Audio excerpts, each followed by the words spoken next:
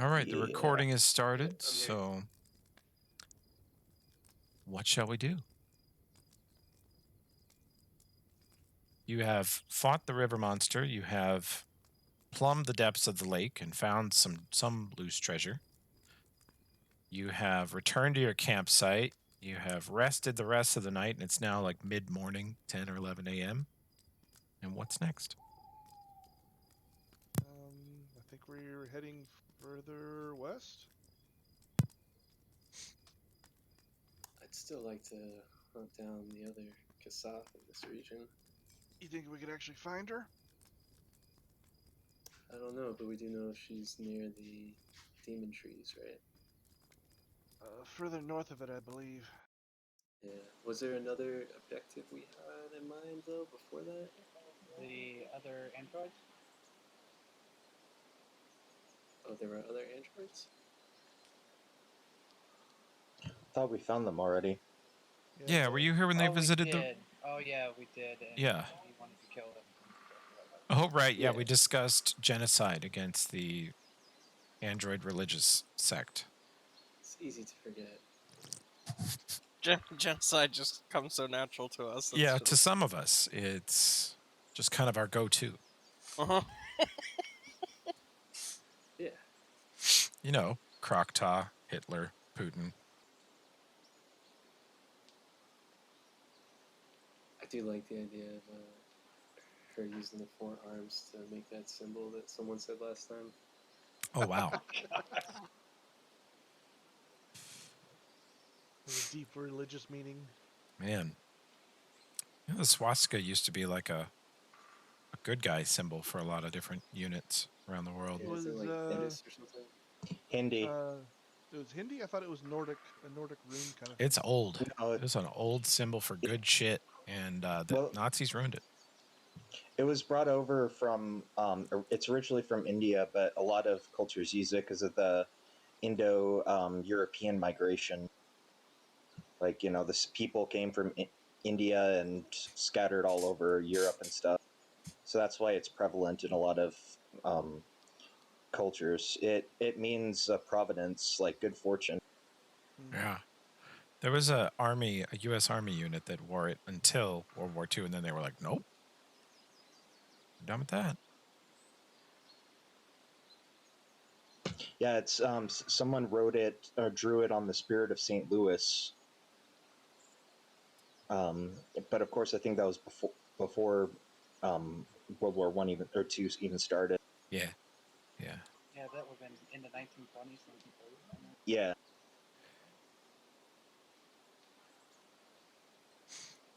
So, which direction to go? Well, I guess we're heading north. Are we going back after the Kasatha then, or are we going for the Probulator guys? Well, The Kasatha might be able to tell us about the Probulator. Didn't they say that she was like surrounded by robots herself or something? She seemed pretty, I don't know, interesting character. I don't know what's been labeled as Probulator, but I like the name. The guys who abducted Peter. Oh, yeah. Awesome.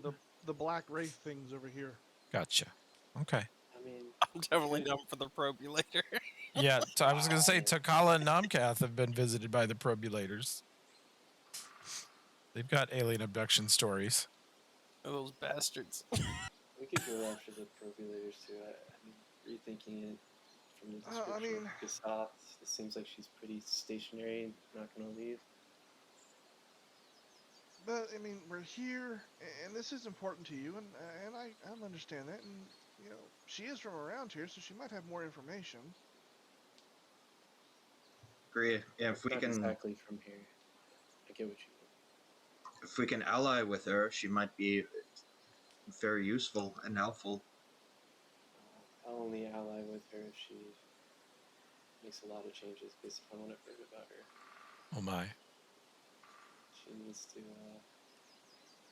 submit and apologize for her heresy, basically. maybe you Luckily, should I'm a get her a strong life. matriarch, so You- I think I Maybe can you provide the should kind guidance of. she needs. Maybe you should wait and find out what her story is before you start judging her. It's quite possible that she never knew anything of your culture. Could also be that she's using. It's the only weapons that she can find to defeat these abominations. Fight fire with fire, sort of thing. She should. I don't know. Even then, I think Kasak can use their ingenuity or find someone with natural powers to help them. Maybe it's not our way to use that weaponry, but maybe Nomkath, what you said, I could see if she has no knowledge of tradition, then maybe she wouldn't be able to fall back on that to guide her as a good Kasak should. I mean, So not to be insulting to Ulfred, but until you met up with your mentor, you didn't know much about dwarves, and you probably did a lot of very undwarven things before then, right? I was a bit of a blasphemer. I didn't do my race proud. Because you didn't know better. That's right. But I got But the learning of the hammer and the beard. exactly, and so maybe this is the same thing with her. Well, give her a chance to try and figure out, at least find out her story. Maybe she'll want to change, or maybe she likes her life the way it is. I don't know about that second option there, but we'll see. You can't force somebody to live their life in a way they don't want to live. It They is the have to make the Kasathan choice. way. Well, no, you don't force them. You just kill them. Whoa. So, but I I need would to go never to kill. configure settings. Where do I need to Say again, Josh. go? Do I need to go to configure settings? Where do I need to go? It is a button called Game Settings. Okay. It's like the 10th button after chat log, combat tracker, etc., etc. Then you go to game settings and you go down to configure settings. Maybe you're ahead of Okay. me. Yeah, I think I am like that. Once you have configure settings open, there's core settings. You don't want that. You want system settings. Okay. Then you're going to scroll down and look for skip dialogue Okay. I'll do that. or skip action prompts. Skip action prompts. That's what it's called. Okay. Sorry, I'll continue to work through this if you guys need You're good. If you get it flipped, we should be good for a while. Hopefully they don't break that again.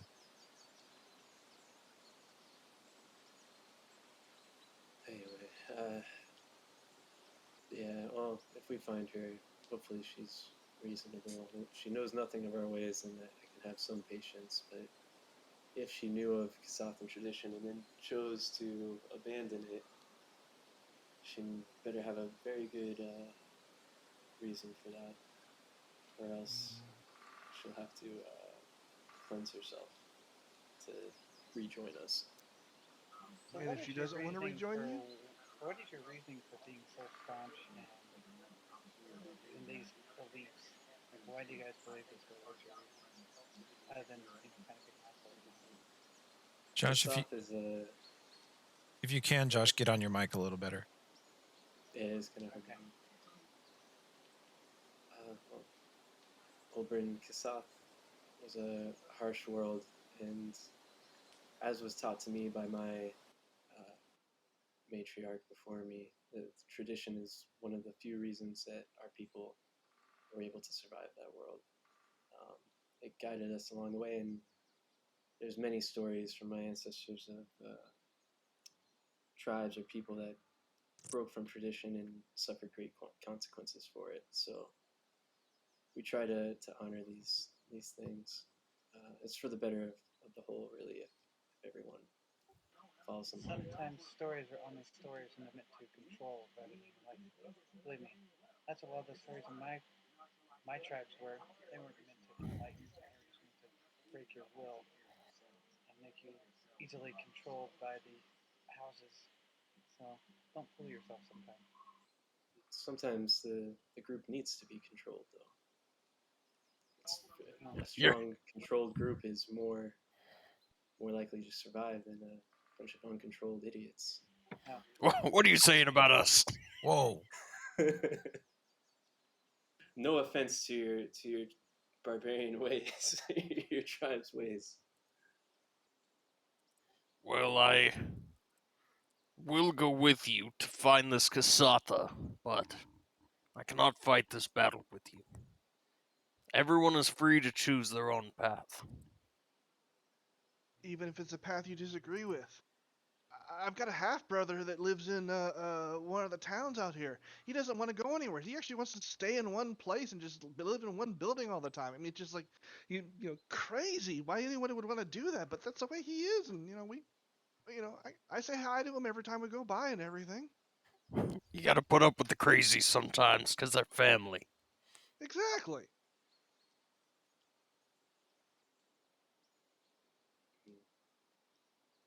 I see your tribes must have different customs than mine.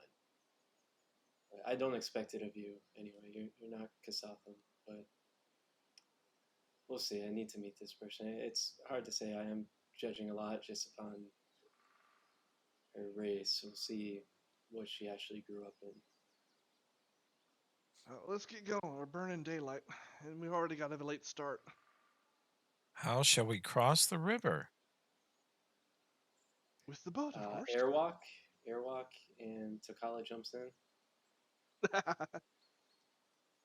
Make sure you start your chainsaw stereo.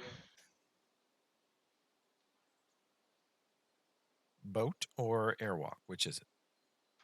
Raft is fine. I say Okay. we use the raft. Okay. Rafting we will go. Just a ride check from McGinnis and a knowledge engineering check from whoever activated the raft.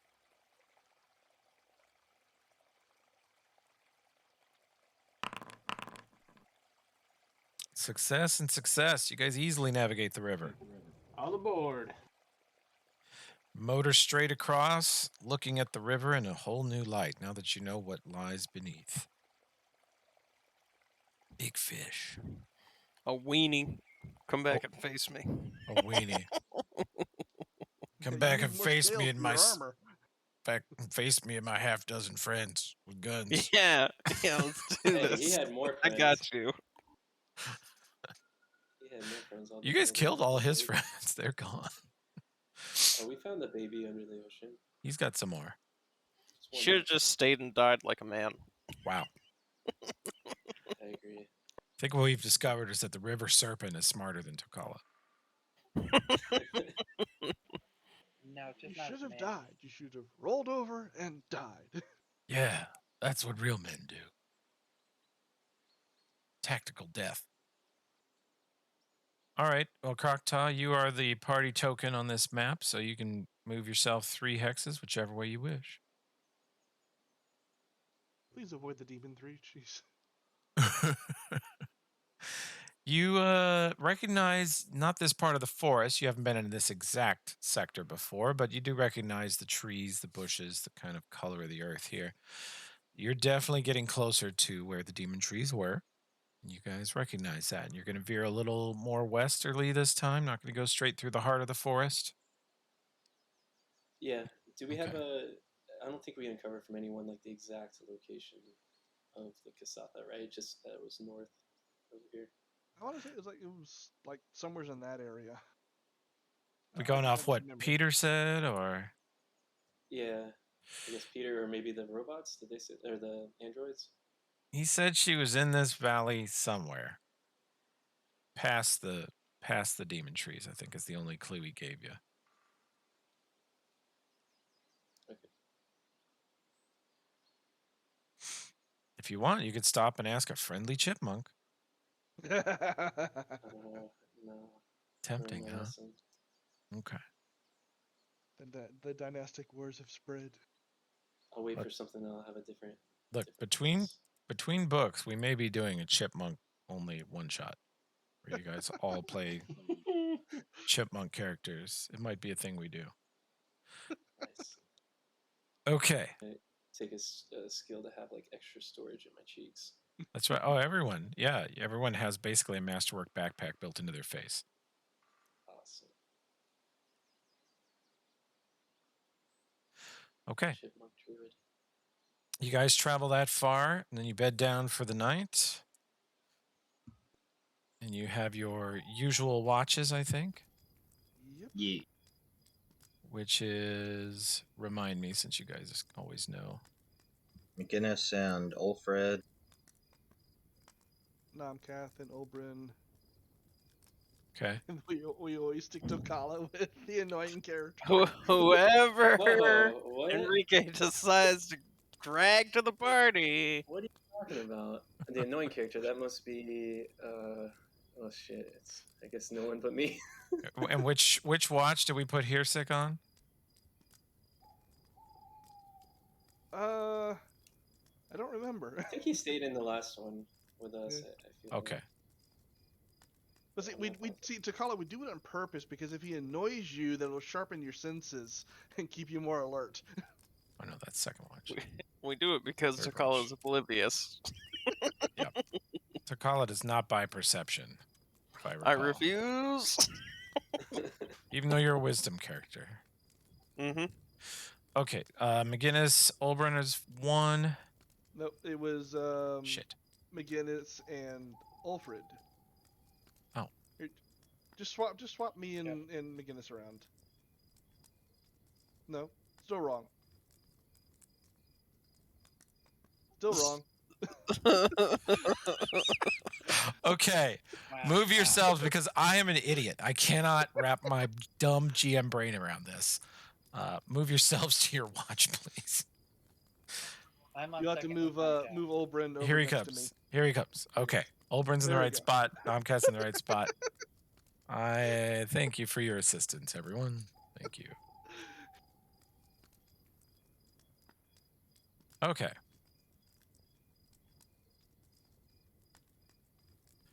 This circle is so ugly. I'm gonna redo it. Okay. Now I will roll for random encounters. Sea First serpent watch. attack in the middle of the night. In the middle of the forest. Sea serpent attack. Okay. Ulfred McGinnis, perception check.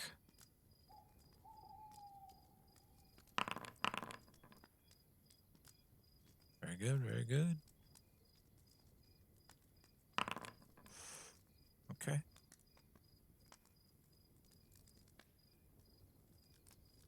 Good, good. Okay. The night passes peacefully. You don't see anything. It's very quiet here. You find yourselves constantly checking and rechecking the nearby trees that vaguely look like the demon trees, but none of them ever animate and try to eat you. You are happy to be disappointed about that anxiety. And we can move the token some more. Okay, 3 spaces again? Yeah. Okay. Getting up into kind of the higher foothills of these mountains here. Forest thins out just very slightly. It's still pretty thick here. And you don't see a lot of, you've seen really no signs of habitation of any intelligent creatures up here. You're seeing just normal wildlife. And as usual, the, endless wars of the chipmunks. Pretty chill. Vicious bastards. Monsters, really. Just monsters. Okay. And let's have a first watch perception. McGinnis Ulfred. Yep. That's low for Ulfred. Okay. Pretty peaceful up here. The air, there's some different scents in the air, different flowers. You're starting to kind of get away from the demon tree forest look and feel in this region. But everything passes, the first watch passes quietly. Second watch, Nomcath and Oldbryn. Perception, please. Roll mine for me, please. I'm deep in the settings. You're deep in the settings. You've got a 28. Let me reveal that. Good perception. You and Nomcath are on it. You do not see any threats. Looks pretty good.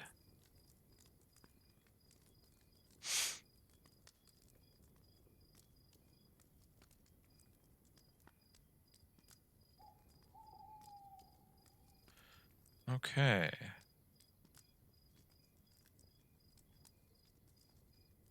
And let's have a third watch perception. Second watch, pretty quiet. Barely even any wildlife on you. Let's see. Oh, hey. Tokala, 20 plus perception. Let me do this for Hearsik.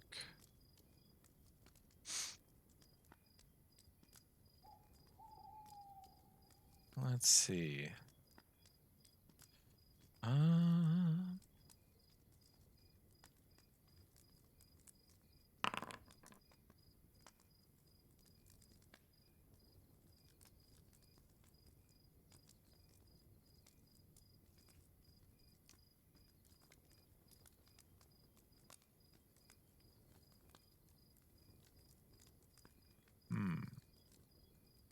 Okay.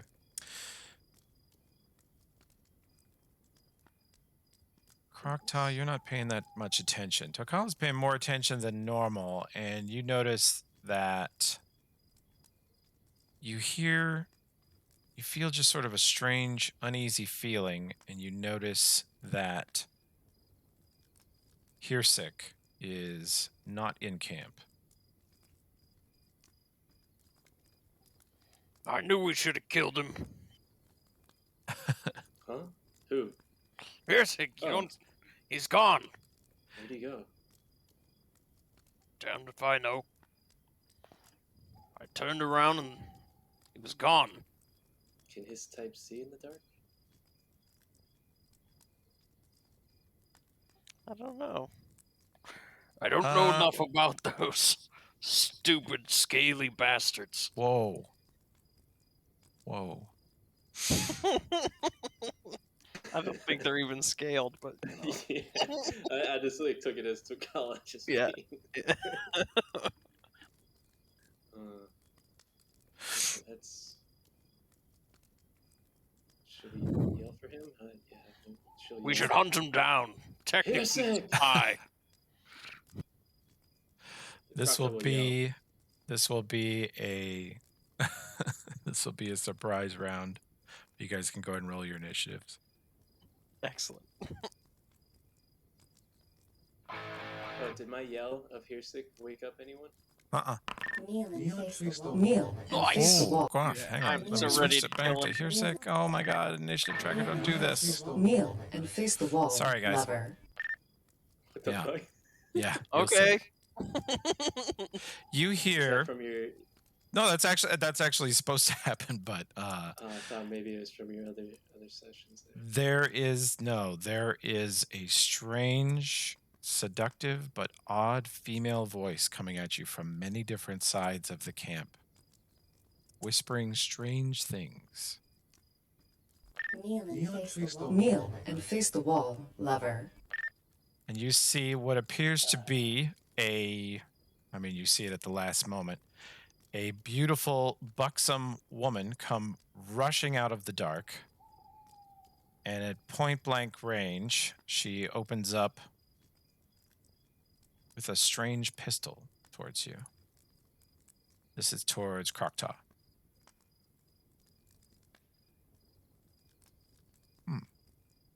Oh, my bad. Let me switch back to public shit. Derp.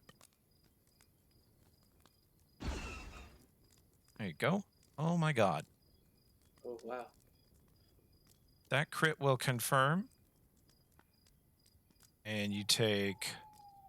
This is all non-lethal. You take 64. You take 25. What's your touchy? What's your flat-footed? Flat-footed 16. 16. She barely hit with that one. And she hit with that one. You are almost unconscious. Damn. Do I need to do a will save on all those? It is... Yeah, you get a will save versus the stagger. Made it. What did I hit you? 3 times? 4 times? Yeah, so I I need hit to you 4 times. Yeah, unfortunately, it does stagger you.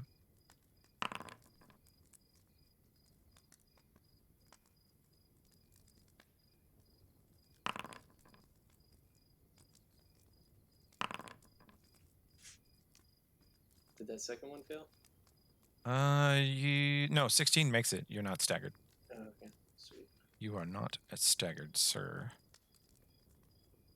That's you. Now where's you? You're over here. Okay. Okay. Kneel and face the wall, lover. They all say, and you hear them when one of them says this to you, several others echo it from out in the darkness. They all seem to talk at the same time. And they shoot you. This is for Takala. God damn. Man, what the heck? Well, at 9. You're flat-footed. Your AC's super good. Even flat-footed. Okay. The crit will confirm, unfortunately. 9 misses, 13 misses, 24 hits.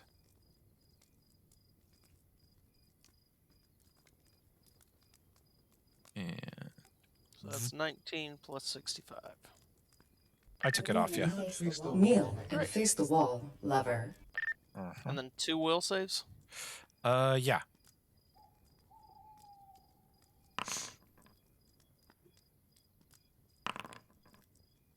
No. Not staggered. Oh, Okay, this one's going to Takala. Did I get you below 0? You're unconscious. Yeah. The second one goes to Krokta. You're unconscious. And that's not going to hit anybody. This one, they're going to go ahead and start thumping on people who are down. So this goes to Ulfrid. Appears to do almost nothing to him.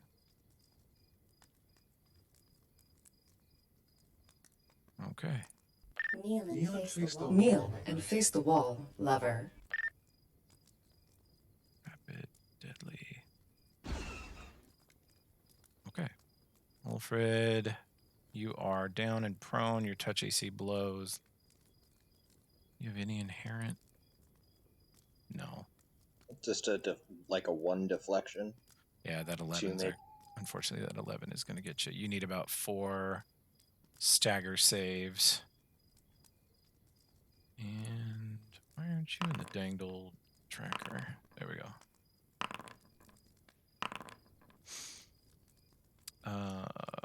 Crocodile, you're down. Kneel and face the wall, lover.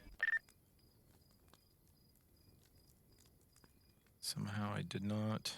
Oh, that's where he is. Okay. Gotcha.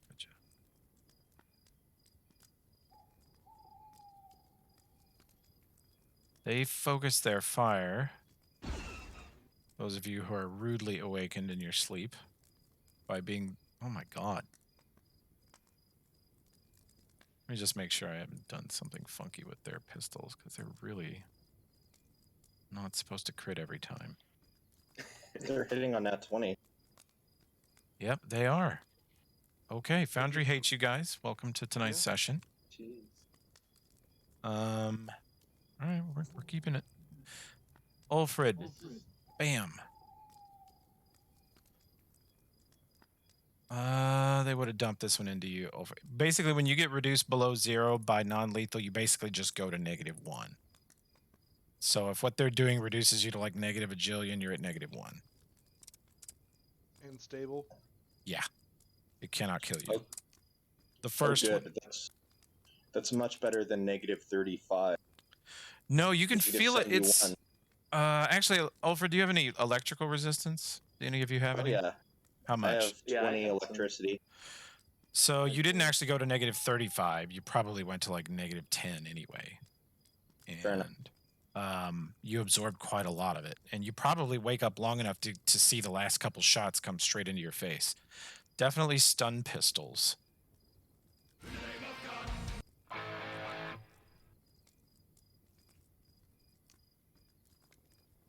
Where Let's is that see. bastard?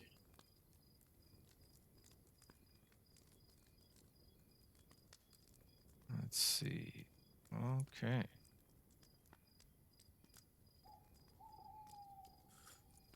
Kneel and face the wall. Kneel and face the Everyone wall, mother. can. I mean, even if you're down, you don't really get to roll initiative, but you can roll initiative if you haven't already gotten on the tracker. Roll mine, please. Yes, sir. Kneel and face the wall. Kneel and face. I couldn't do much better than that. Kneel. Whoop. Let me back that up. So Crit's doing that. Okay, Ulfred initiative, even though you're down. I don't think it'll matter. There you go. Okay, Ulbrin. You are awake by the sound of blaster fire on the previous round. You are laying on the ground. What do you do? What do I see?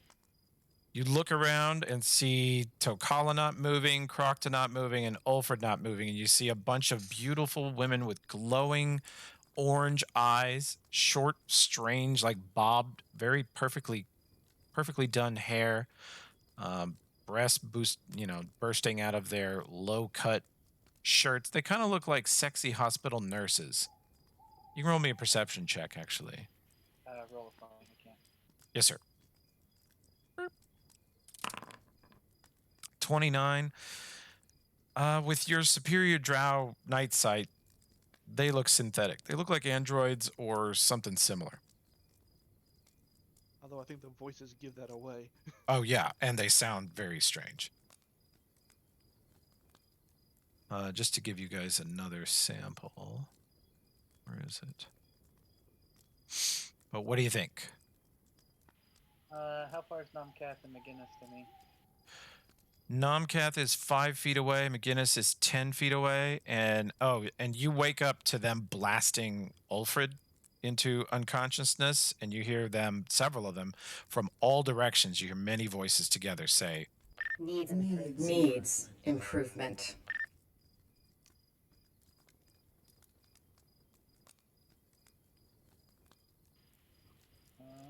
I didn't hear it. If it's supposed to be. oh, they said you heard several of their voices say needs improvement. Okay. You might need to refresh your Foundry if you're not hearing things. That might be why your settings. I couldn't hear that changed my- either. Okay. Really? I heard did it fine. change my settings so it maybe loading. So. Okay. Who heard them talk and who didn't?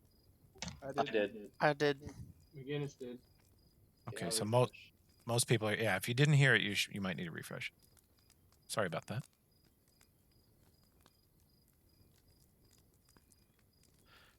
Well, what do you think, Josh?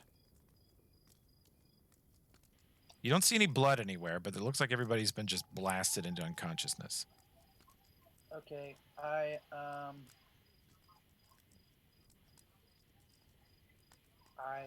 cast. How far is McGinnis for me? 15 feet northeast, 20 feet. Nomcath's 10 feet away.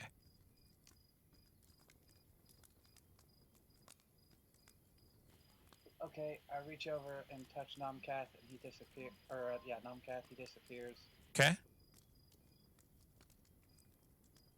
and then I cast haste on the rest of the party. Okay. Do you wish to stand up? Yes. Okay. So you stand up, and we do a greater invis on Nomcath. Yep. And a haste. Haste. Yes, sir.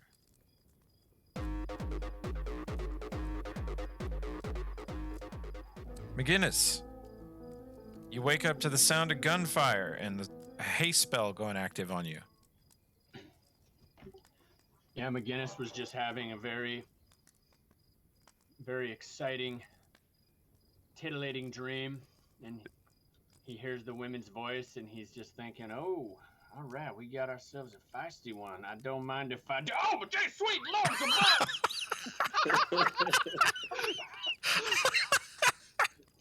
And he 10 RP points, sir. he immediately whips out justice and just unloads holy hell at this one to the east. Okay.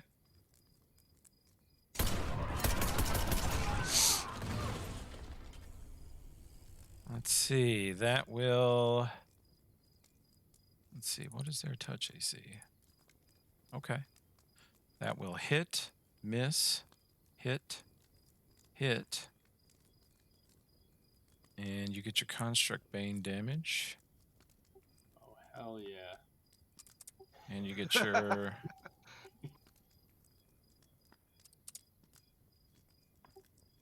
Okay. And You tore her up. You see sparks fly and bits of her skin blasted away, and the look on her face remains sort of resting bitch face, just a determined scowl. She doesn't appear to feel an ounce of pain.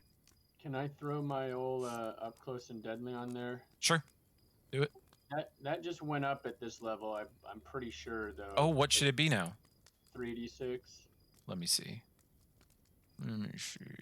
Did we put it as a formula? I doubt it. We did not. Okay, upping it. It's done. Use it. I'm your huckleberry.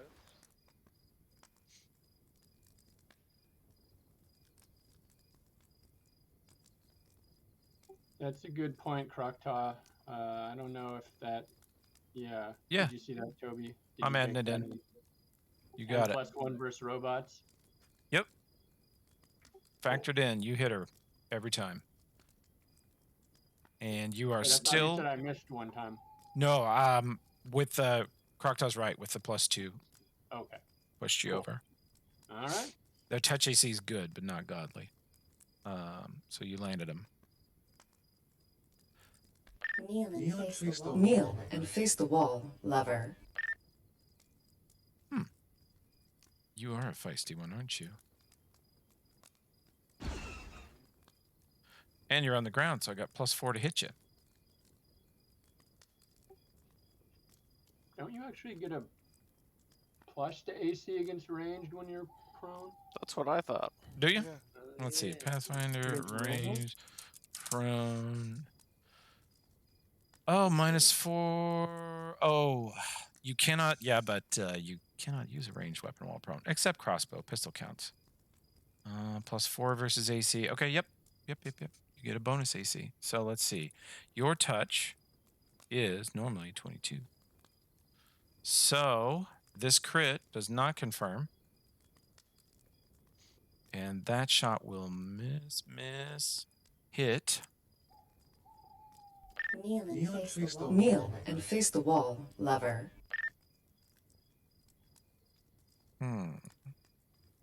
Hop and fire.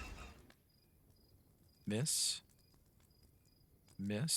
Big miss, and hit. Kneel and face the wall, lover. This one sprints towards you and jumps about 20 feet straight up in the air, and you see her lean forward, bending one knee down and putting her arms back in the most beautiful kung fu knee drop pose you've ever seen. And she just drops out of the air onto you. Oh. You will only take that first hit, but you do need to make a fort save. And you fail, you're stunned. Unless you got any other bonuses. I don't think so.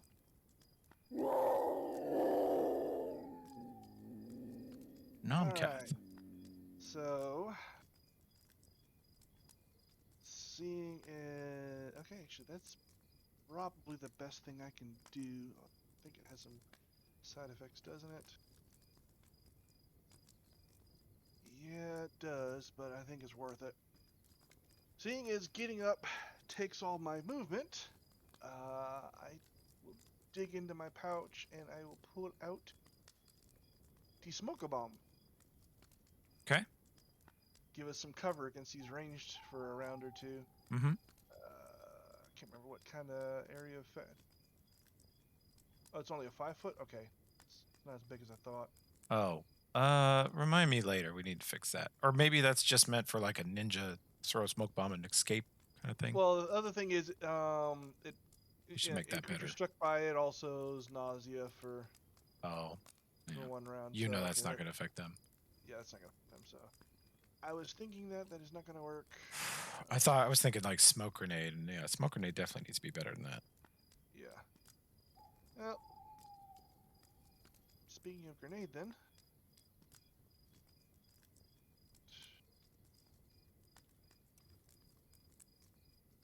What's the area on this?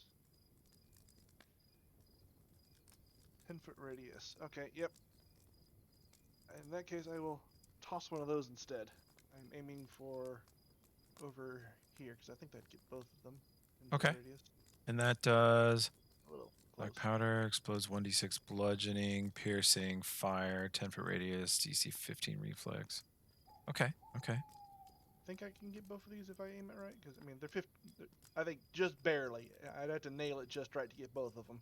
Yeah, but you have a high dex. You'll probably hit the square you mean to. So, Go ahead. Roll Yeah, just roll me a dex check. Unless you roll a natural one, I think you probably place it right where you want. Yep, that's more than... You land it right between them, and you can roll me 3d6, looks like. And I will roll some... Might get Croctaw on that, trying to get both of those. They make their reflex saves. It's RD to make a damage roll, right? Yeah, yeah. Or slash D. Slash D. Space 3d6. Do I take that? I'm gonna say no, because Nomkath's pretty accurate with his dex, and he can put it just past them so that it hits them in the back. Unfortunately, they make their saves, Nomkath, and you see them do this perfect armless forward cartwheel thing that's unbelievably graceful and yet robotic at the same time, and they completely avoid the blast. They have evasion. Well, it was an attempt to do Kneel damage when I and can't face the move. wall, lover. You are still invisible because you're a wizard. Or you have a wizard. That's what it is. Because of the wizard or sorcerer. Because of the wizard. Oh my god, look at these rolls. That is le terrible. Olbrin. She was too busy dodging to get a good lineup. Olbrin's pretty vulnerable AC wise. Hey, Even is this that volume any better? a little bit. I can hear you all right. I mean, we can hear you all right. We just How have to about like that? shut up. That's good. Better, yeah. Yeah, it's better. Okay. That's definitely better. I like that. Josh, you stood up, so you have your normal AC. So that's miss, hit. You get blasted for a little over 30 non-lethal, and you got to make a couple of will saves versus the stun. You want me to hit him for you? See if I can do it. Okay. What are they? 4 saves? Will.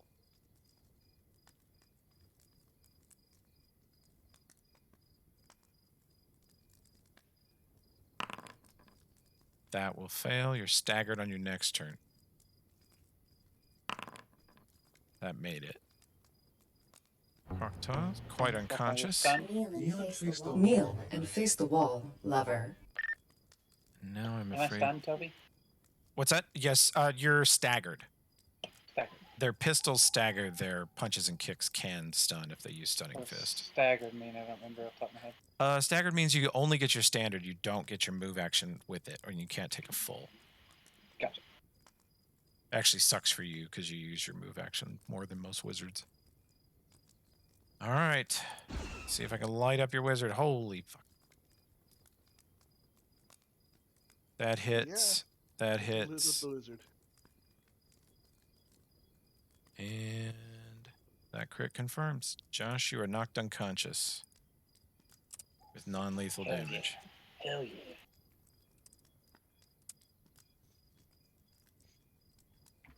This is The way I like definitely how I wanted to go out. Beaten by a bunch of women.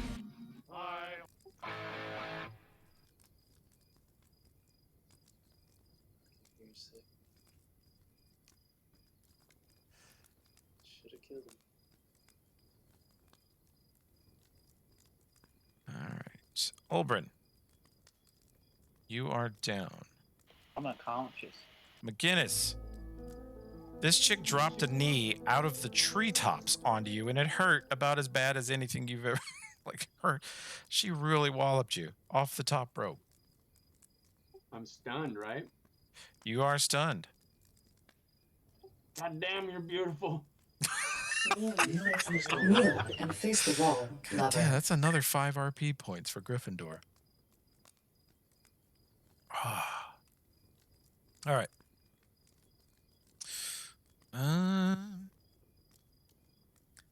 Nomcath, you're going to be probably the only real witness to this because McGinnis is kind of occupied. But this chick holsters, she spins her pistol backwards into its holster like McGinnis would do, as she's already running forward like an NFL running back, like a perfect power stride, and just tears up the ground, sprints, and right around 10 feet away from McGinnis with the campfire, she drops to one side, slides on her elbow and her side, and just brings a kick straight into him.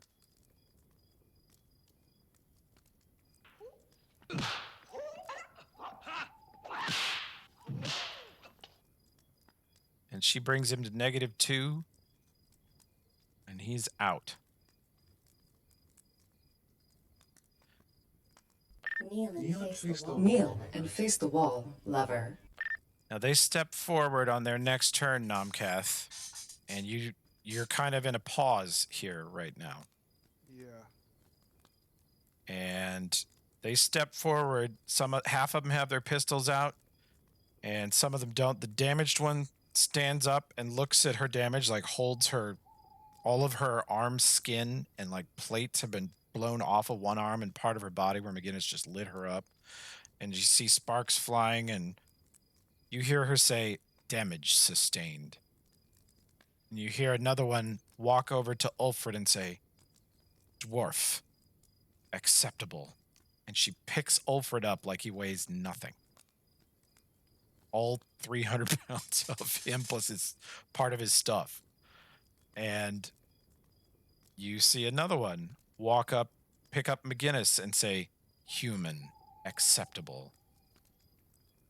Kneel and face the wall, lover. You see another one step over to Tokala and say, she sort of stares at him for a minute, and you see sort of an orange light come out of one eye and pass over his entire body. And she says, "Hybrid specimen, prime." And she picks him up. Well, there goes his ego.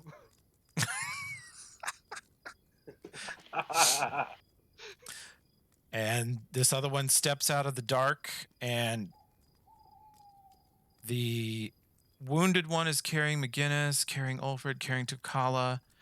This one in the center has her pistol out, and her eyes are glowing bright orange. She's actually just lighting up the jungle every way she looks, and her head is on a swivel.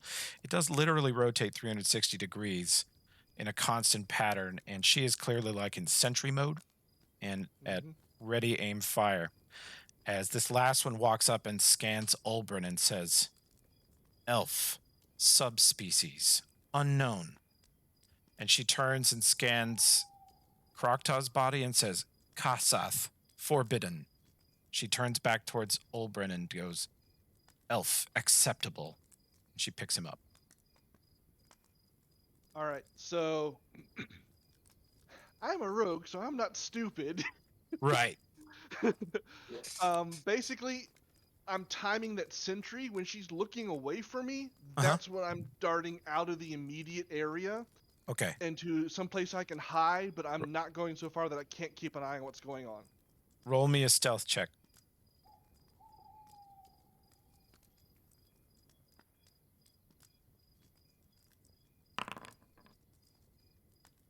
Has it also been enough down for your Greater Invis is gone?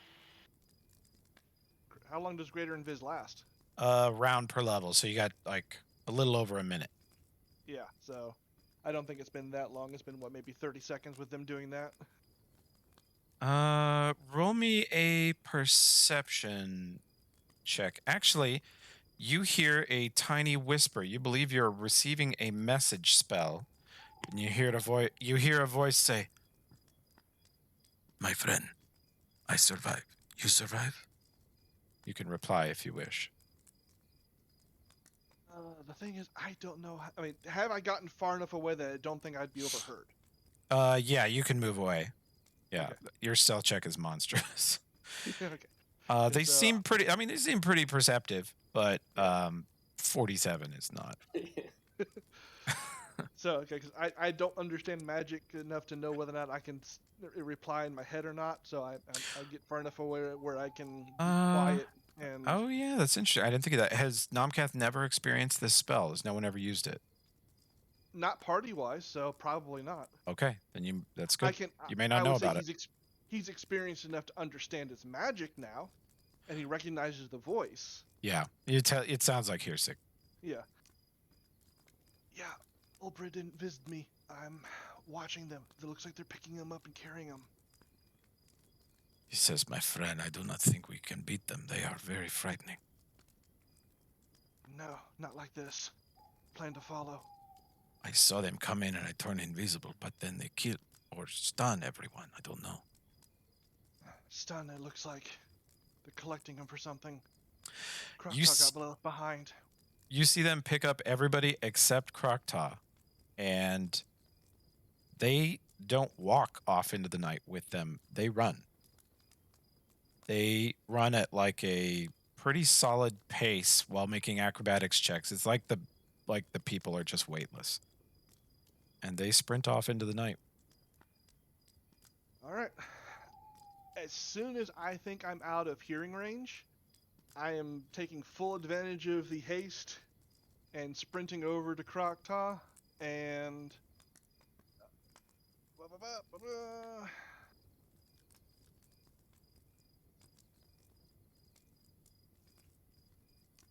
come on. Should have rolled.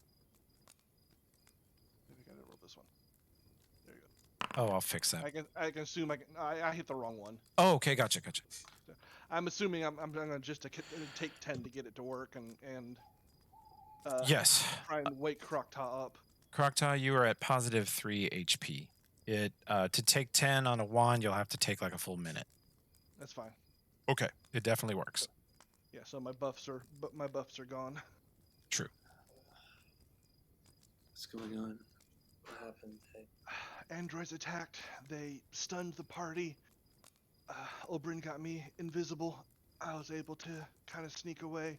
We gotta hurry. They're running fast in that direction. That's right, I remember. Tokala turned to me.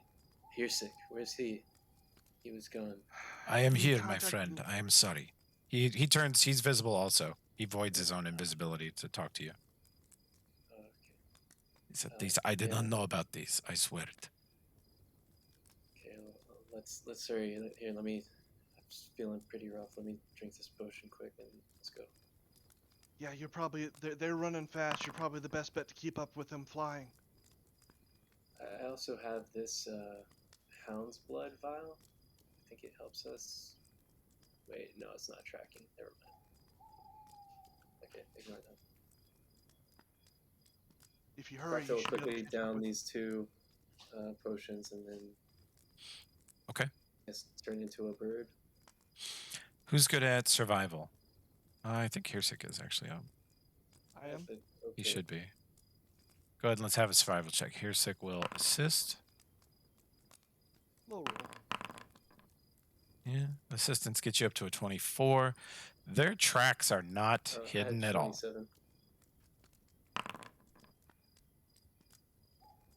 And they are, based on your survival skills, looking at their tracks, they are 5'8", footprints around the size and shape of a human female. They each weigh about 350 pounds. The one that was not carrying anyone weighs 350 pounds. And the others weigh 350 pounds plus the party's weight. So the one carrying Takala and Ulfred are like 600 pounds of creature. So they leave big footprints and they're sprinting. And jumping. Yep. They're super easy to track. Should we hurry after them, Nomcath, or Yeah, would it be but better to be stealthy in our approach, though? you hurry and follow. You hide. You know, he just kind of waves at your bird form. You hide in plain sight. Me and Yeah. Hersig will follow a ways back, and you can keep up with. Let us know. We can follow the tracks. It's easy enough. Sure. Yeah, good idea. Could you give me more hits from that wand, perhaps? Or wait, you're not good with it, right? I just Do hand you it have to any you. potions? I just hand it to you. Here, Okay. you'd be do it faster. Cool. So It's only cure light. So how many hits do you want? The party's bedrolls, backpacks, armor, weapons are laying on the ground where they slept. oh, But we can't carry all this. damn. We'll have to come back for it later. Hope no one steals it. But hey, I'm gonna go through. I mean, I know we're in a rush. Do I have any idea of someone that would have potions in their thing? Probably, I have no clue. You know that So, Olbrin has a wand of, what is it? Infernal. Cure light and infernal. Oh yeah, I he have has infernal celestial healing. one too. Yeah, That's but a good one. also, I just handed you my wand of cure light wounds. So just how many? I just saw I had the celestial. So how much does that heal me? 10. That's 10. Takes a minute, but it heals 10. How many hits of the cure light wand do you want? And we'll just assume you did Let's it. just say 2. You could take the average. Okay, what is that? It's 4. It's a cure light wand, so it'll average like 6 at best. So Okay. however many charges that takes. Yeah, I mean, I don't want to take forever doing it. How long do they actually take the cast? Is it like instantaneous, or does it take us some time? It takes him a minute to guarantee Well, use them, but I you can just click it. Yeah, I just handed Yeah. it Okay, to you. yeah. And here, you use All right. it. Then I'll Yeah. just click it. Then and I'll do it multiple times. I'll do it like I don't know. I'm just gonna keep adding it until I feel comfortable. How many? It's 3 at least. I don't know if you noticed, Croctop, but I've improved your buffs to where they do things to your token size. I did. It was cool. Yeah. Thank you. All right, so if he's letting us take the average, then that's 18 hit points. So that's a.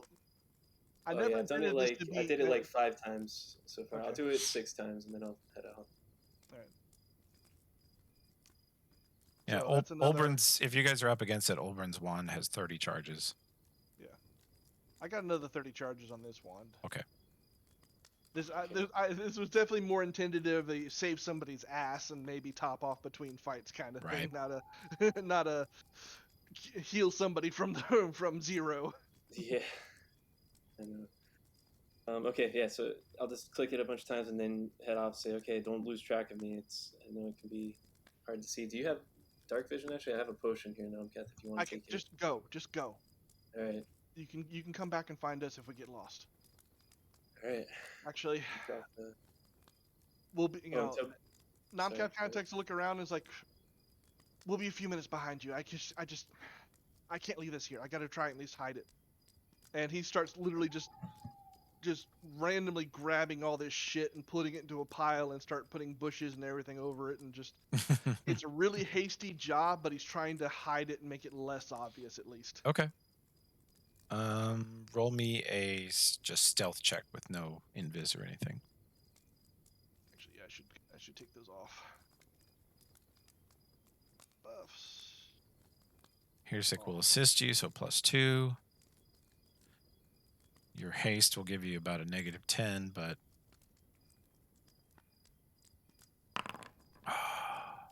there you go. Pretty well hidden. You don't think anybody would notice it unless they just walked, within 30 feet of camp. They'd have to come really close before they noticed it. Exactly. A pile of gear, and really the fact that you guys camped here is as obvious as the gear. Yeah, but it's less enticing for somebody to. Oh, I see metal glinting over there. Let me go see what that is. Right. All right. So that probably takes about 10 minutes, I would guess. Yeah, that takes some time. All right, so Croctar, what are you doing while that's going on? I left. I wasn't even here while that was going on. Okay. I can turn into a night bird, right? That has dark vision, like an owl. I Sure. get dark vision. Well, you low light's enough for out here. Oh, okay. Never mind. I'll just do my standard bird then. So yeah, I left before Namkath even did that, and just started taking off, flying above, following the trail. That was the plan, really. We'd follow behind. Okay, gotcha. Let's see.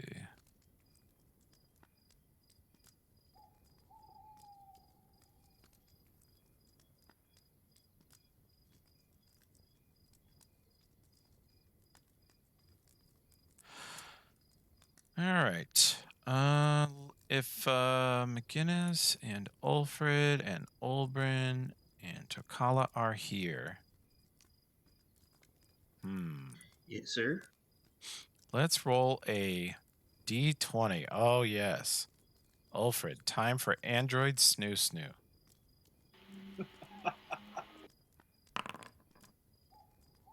Not that kind of GM. It keeps coming up. I mean, you did tell us to kneel and face the wall over and over again. Is Tokala here? I'm going to roll for him if not. You need us to roll a d20, is that what you said? Yeah.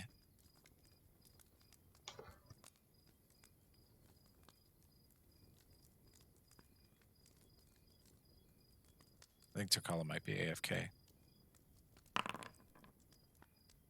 You rolled a 10, Josh.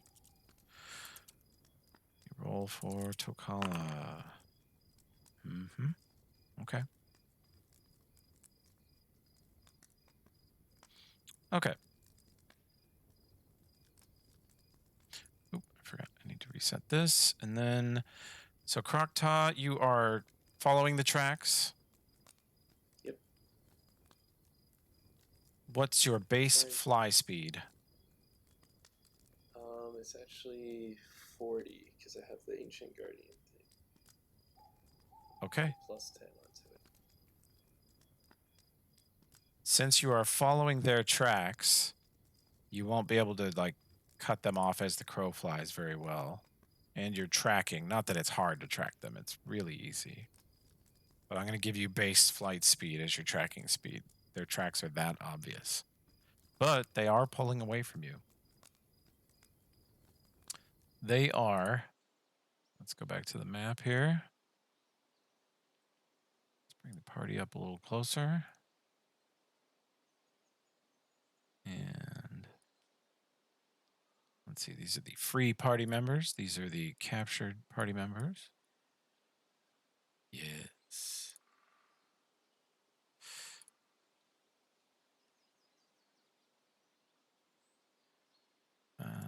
Olbrin, your haste is down, obviously.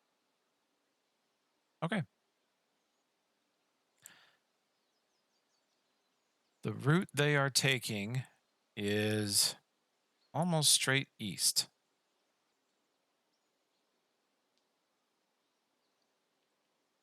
How long do you follow it? I'll keep following it forever. I'm not going to stop to rest until I find where they end up. Okay.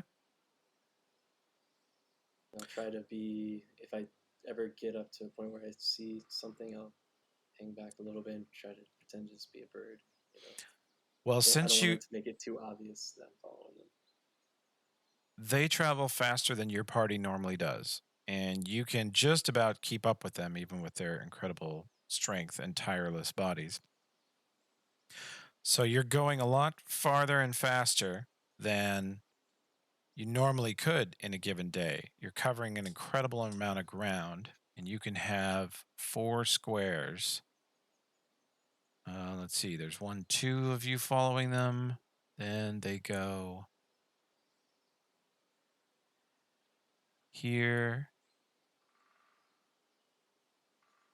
And that is going to be you following their tracks most of the day. They cross a few streams. They make some like 10-foot lateral jumps while carrying people. You occasionally see like a trail ration or a water bottle that's fallen off that was attached to somebody that came loose. And they are just making incredible time heading to the northeast. And they never stop. They do not stop all the rest of that evening and through the day, and you're not fatigued yet. If you go all night, you'll start to be fatigued.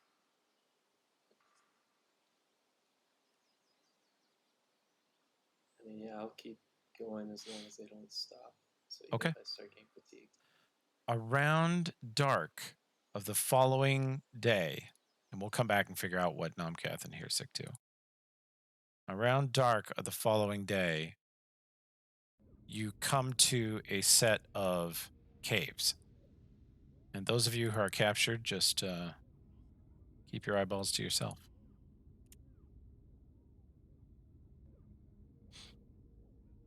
There are some old wood dead trees out in front. There is a huge rocky cliff in front of you, and looming in a opening of a cave, you see a strange body. It is a huge crab-like monster with dark green skin and red burst pimples and pustules on its body, long green armored limbs, and huge green and white claws laying out in front of it. Looks like it's slumped over, not moving, right there in the doorway to the cave. So this is I saw them go in through this entrance just shortly ago, or I just Nope. followed the tracks. The to this? tracks lead straight in here. Okay. So I'll move closer, and do I get a sense of any type of natural, like in this habitat heading into this cave, like of a type of animal that I might expect to see there more, like maybe like a centipede or something? Roll me Just wanna- a nature check.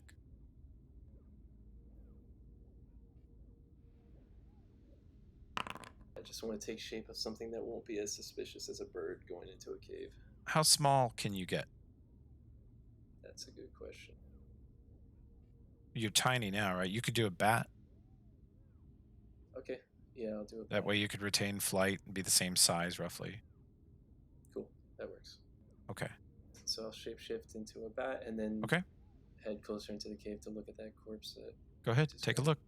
You can roll knowledge planes, I think would be the appropriate skill.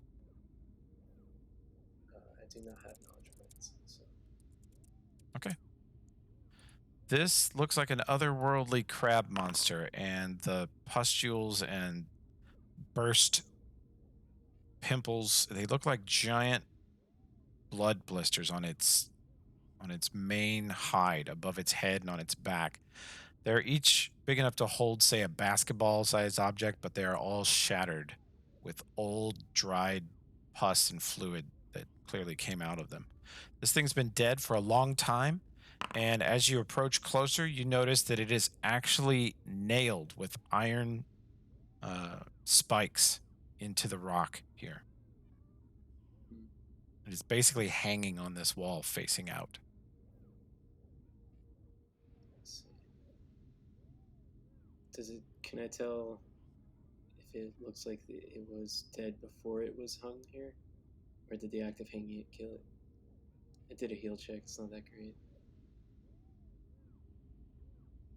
It looks like it was, your heal check's pretty good actually. Yeah, it was killed by blasts from an energy weapon. You suspect cold damage.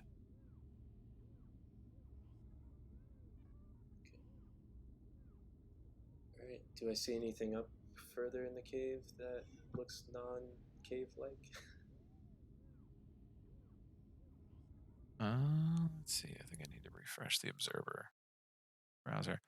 Farther into the cave, do you have dark vision? Well, you have bat sonar, right? Yeah, I'm a bat. Yeah. So you can see at least that far. Okay.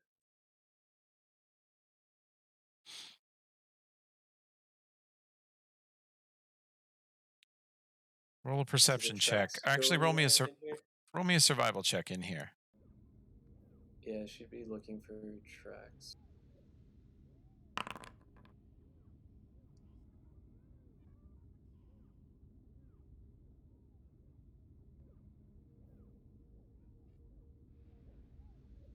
Oh, I know why it's not working. I gotta log in the right account. Sorry. Have to fix the observer for the recording. Okay. You see a lot of robot tracks that go to the left. They go this way. The Crocta will keep heading that way, Okay. trying to be not conspicuous, just flying, hanging on the ceiling, checking things out a bit. Gotcha. When they Scanning hit further. this doorway, they slowed to a walking pace. Which doorway? Sorry. When they hit the doorway to the cave, Oh, okay.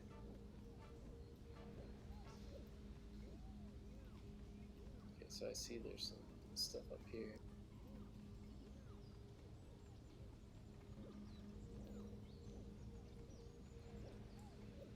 Can I tell what that is in front of me, or this creature you come that I to a see on room. the edge? Yeah, you come to a room that is filled floor to ceiling with huge junk piles. Looks like damaged robots, old metal pieces of who knows what, broken pieces of armor, anything metal is just stacked here.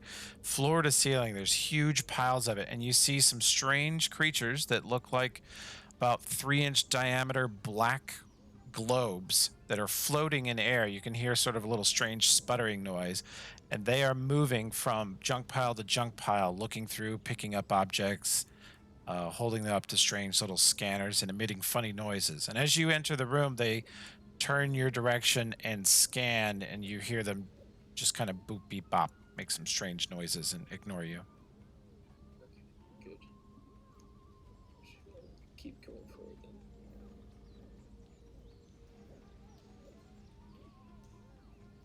And which way did the trail? Does the steps lead? Can I still see them? Yep. The steps go straight through here up to a strange metal door. Stands out very obviously at the back of the cave. The walls of the cave are still natural stone. This was a natural cave at some point. And then as soon as you reach this part, it just sticks out like a sore thumb. This perfectly formed, not a scratch on it, metal door that looks like it has a strange little black square on one side. Well, if Crocta would be familiar with this, her time in captivity and stuff, I don't think she would have ever actually encountered one of these doors. Like, she just crashed and then escaped on the Cossack, right? So, I mean, she'll go up to the door and examine it. There's nothing on there that she would think is like a handle, right, for like a normal door. Don't see one, no. Yeah. But the tracks clearly lead to that. Mm-hmm. They were at a walking pace at this point, walking single file, stepping in each other's footprints. Okay. Roll me a well, I perception think- check here.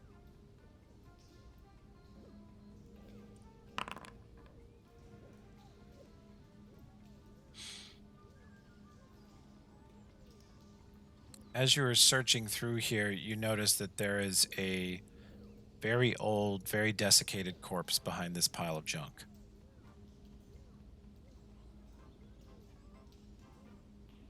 Okay. Yeah, I'll examine it. You see a set of blades in holsters on its hip. You see a strange amulet around its neck. Some clearly magical armor has survived as the corpse rotted away and withered down to nothing. The armor is still here, and you see a satchel on the side of its body. Anything, the satchel doesn't look like I could pick it up and take it away easily enough, or Do you want to? Do you wanna? So you said there's armor, a weapon, and then a satchel, right? Uh-huh. Yeah. And an yeah, I'll amulet. try to. Oh, and an amulet. I think I'll try to grab the satchel and carry it away with the idea that maybe there's something, like some notes in it or something like that. Okay. So yeah, I'll land on the satchel and then see if I can pick it up. All Fly away. right. Okay. Let me allow you to loot that, and you can.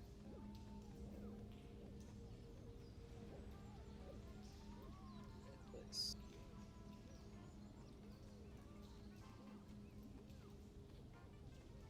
can roll me a spellcraft check as you pick it up and put it on your person.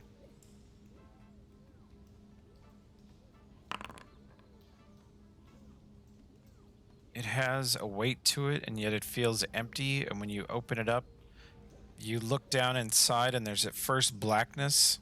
But as you peek into it for a moment, it looks like you're looking through a portal into a room. You see a space that is way bigger than the bag could possibly be inside, and a number of objects laying around inside it, neatly arranged and folded. Hell yeah.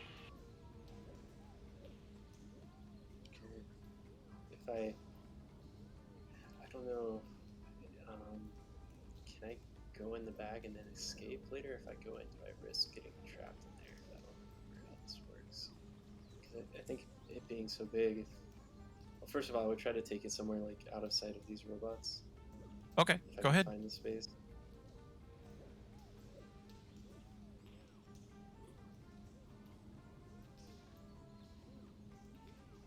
Let's see.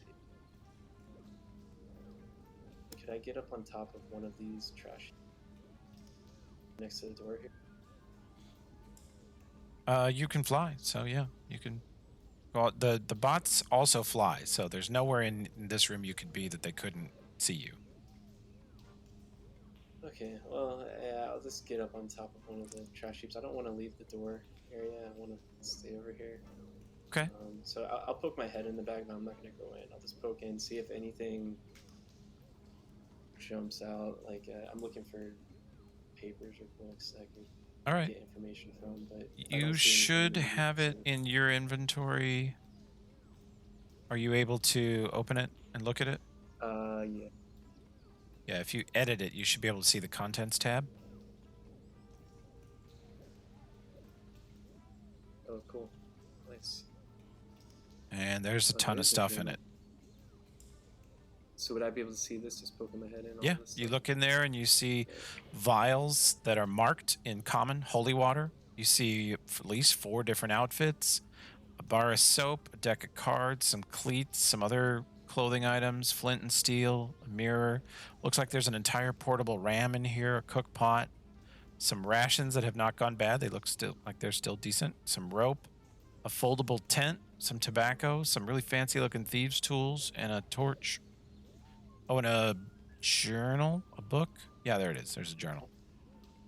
Awesome. So yeah, I'm gonna basically Crocta's plan then is to sit somewhere in the junk piles here as a bat, recasting wild shape whenever needed. Can I sleep in wild shape if I need to? Yeah. Okay.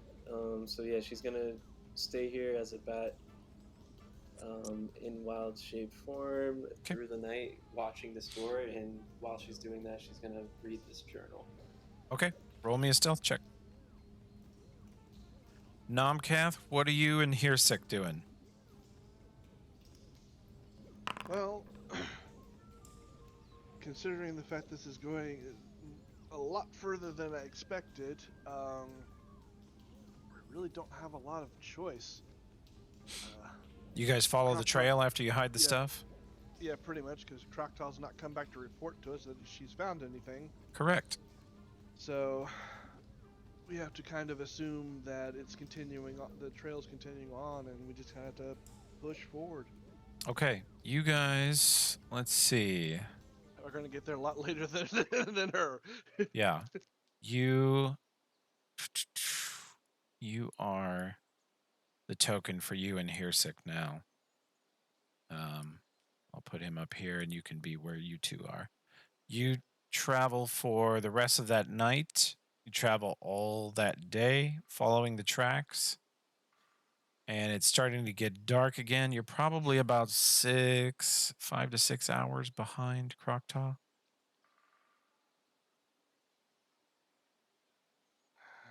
We got to push because I don't know what's going on.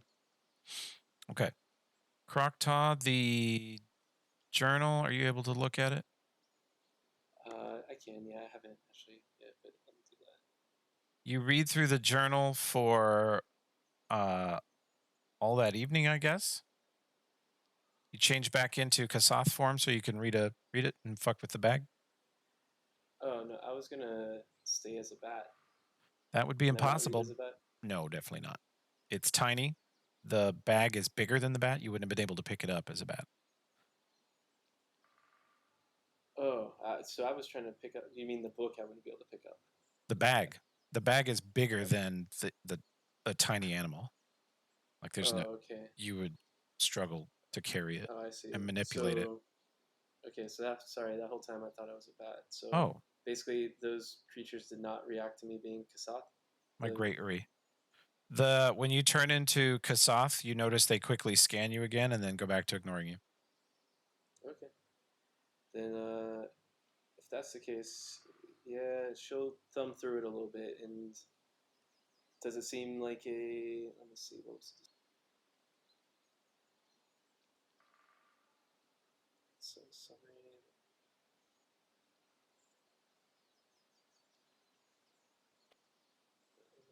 Yeah, she'll definitely sit and read it. So she'll try to find a dark, whatever she thinks is the most secure, safe place in the cave that she can sit while being out of sight We'll of go the back to door, this but map. aware of the door held open.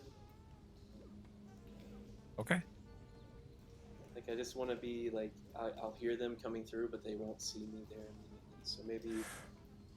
You'd probably have to get out of this room. Any one of these droids going to see you in here. They move around it constantly. They are just endlessly passing over junk piles, sorting through. Sometimes they pick up an item and move it. I'm sorry, but didn't you just say the droids don't react to me as a Kasath? They don't react to you, but they can see you wherever you are. I thought you wanted to stay out of sight. I just want to stay out of sight of Of the door. androids. Okay. Yeah.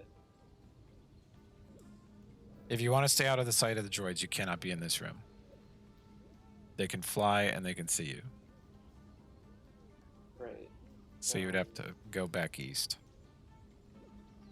Okay. So I thought it doesn't matter for droids, but I feel like you're kind of telling me it's a bad idea to stay in here. Well, I think you guys are I think you're misunderstanding. He doesn't care about the little flying droids. He wants to be out of sight of anybody who might be coming out that door. Okay. Okay. Yeah, the little flying guys, they can see me all they want. They're not reacting, so who cares? Is what I'm thinking. Okay. What I'm suggesting to you is that Krokta is smart enough about robots to know from your past life and experience, a limited experience with them, that these droids are probably friendly to the killer Death Lady robots. So if one of them sees you, it's probably safe to bet they all see you. Know what I mean? Okay.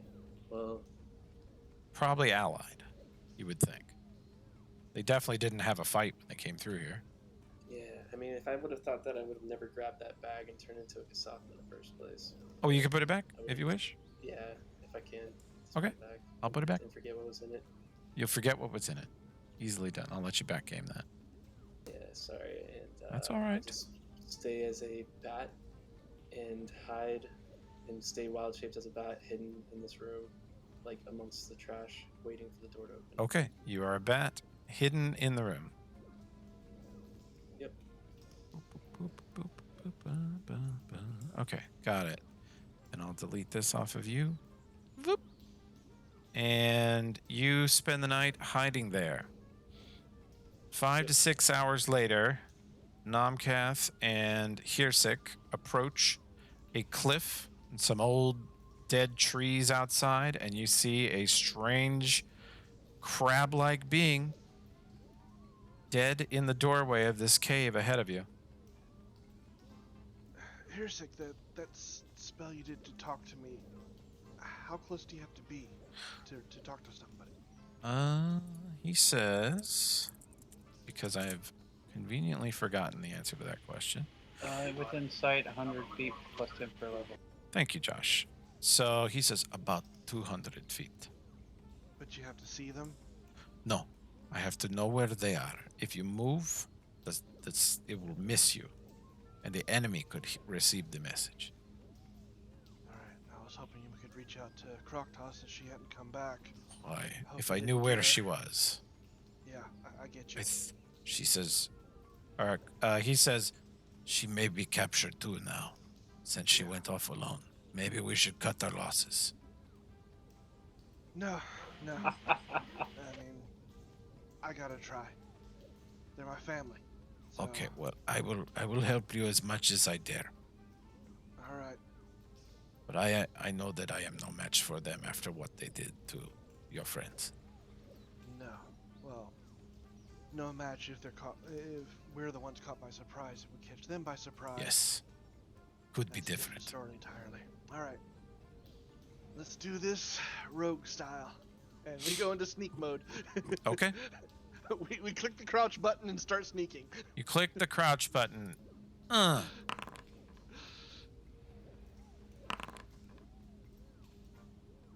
Good lord. Yep, there's some 30+ stealth checks without invis. He creeps up towards the right side of the cave, absolutely silently, keeping you within sight, and you see he has his hand on his pistol, but it's still in the holster, and he's looking into the cave. I don't think either one of you probably has knowledge planes. Nope. Can't ID this dead thing. Actually, he does. You see him look at it and look back at you, and everybody's been taking Drow sign language, right? Yep, I have. I was Oberon, the first one to suggest it. Oberon, have you been teaching it to Hirsik too? Or do you want to keep it from him? Learn it. Okay. No, if he wants to learn that, okay. He signaled He's the guy working for the TL. the enemy. Yeah. Yeah. So you might not have. What do you think, Josh? We still don't 100% trust him. Well, if I gotta kill him, I gotta kill him. No big deal. Okay. Let's Yeah, protect Josh. the secrets. Oberon will just erase his hard drive if he has to. Hirsik signals to you. Dead, nailed to the rock, space demon.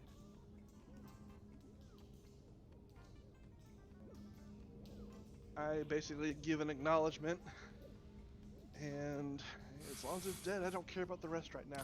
Tokala, that is dark. You think Oberon's ready to kill all of you? Yeah, pretty much. I'll enslave you first.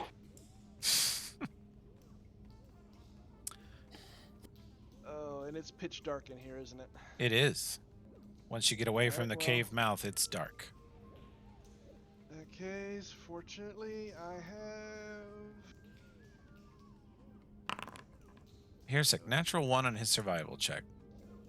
He looks at the ground, and that's good enough to track the robots. He says they went left. The robot ladies started to walk and went left here. Yep. Okay. I activate dark vision. You can now see.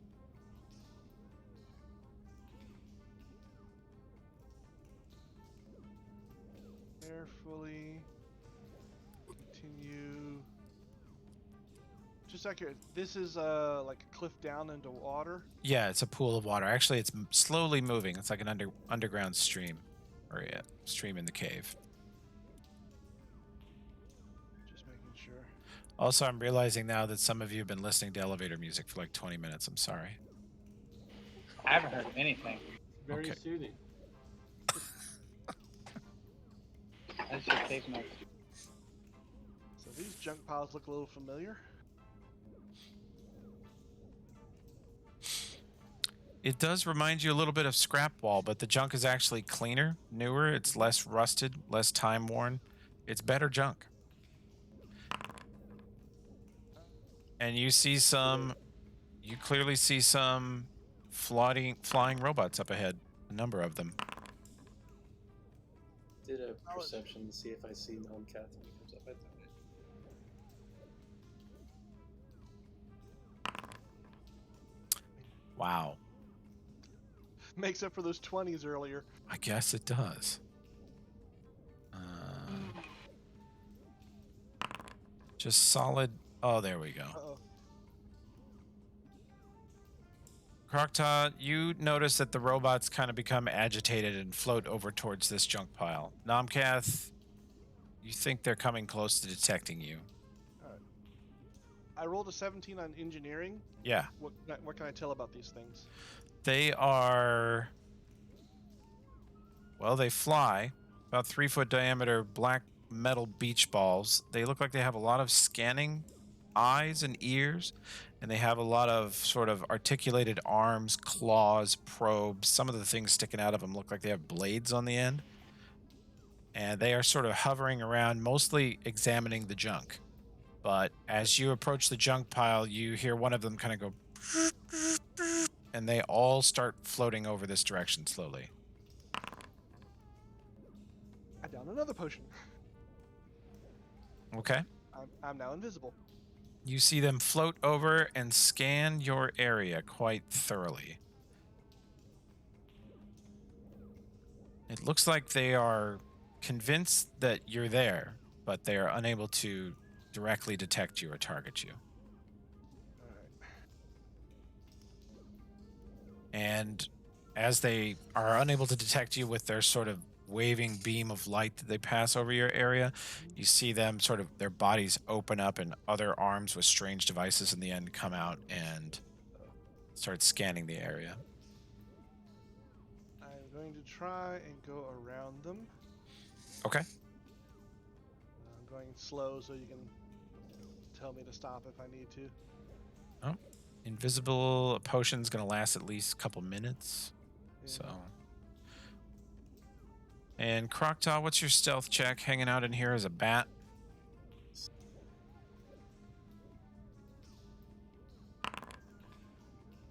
Yeah. Unfortunately, I don't think you guys can detect each other. Plus, I mean, don't think even if it's I did mathematically, yeah. even You'd if I just be did like, it's a detect fucking bat. Yeah, exactly. So I wouldn't even bothered rolling. Yep. Like ships in the night. I'm heading over here, following. Okay, there's one of these doors.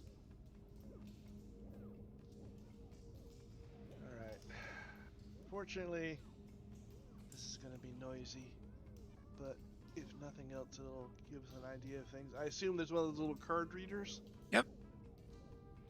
I have somewhere's a silver card.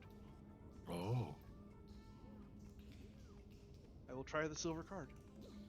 Okay.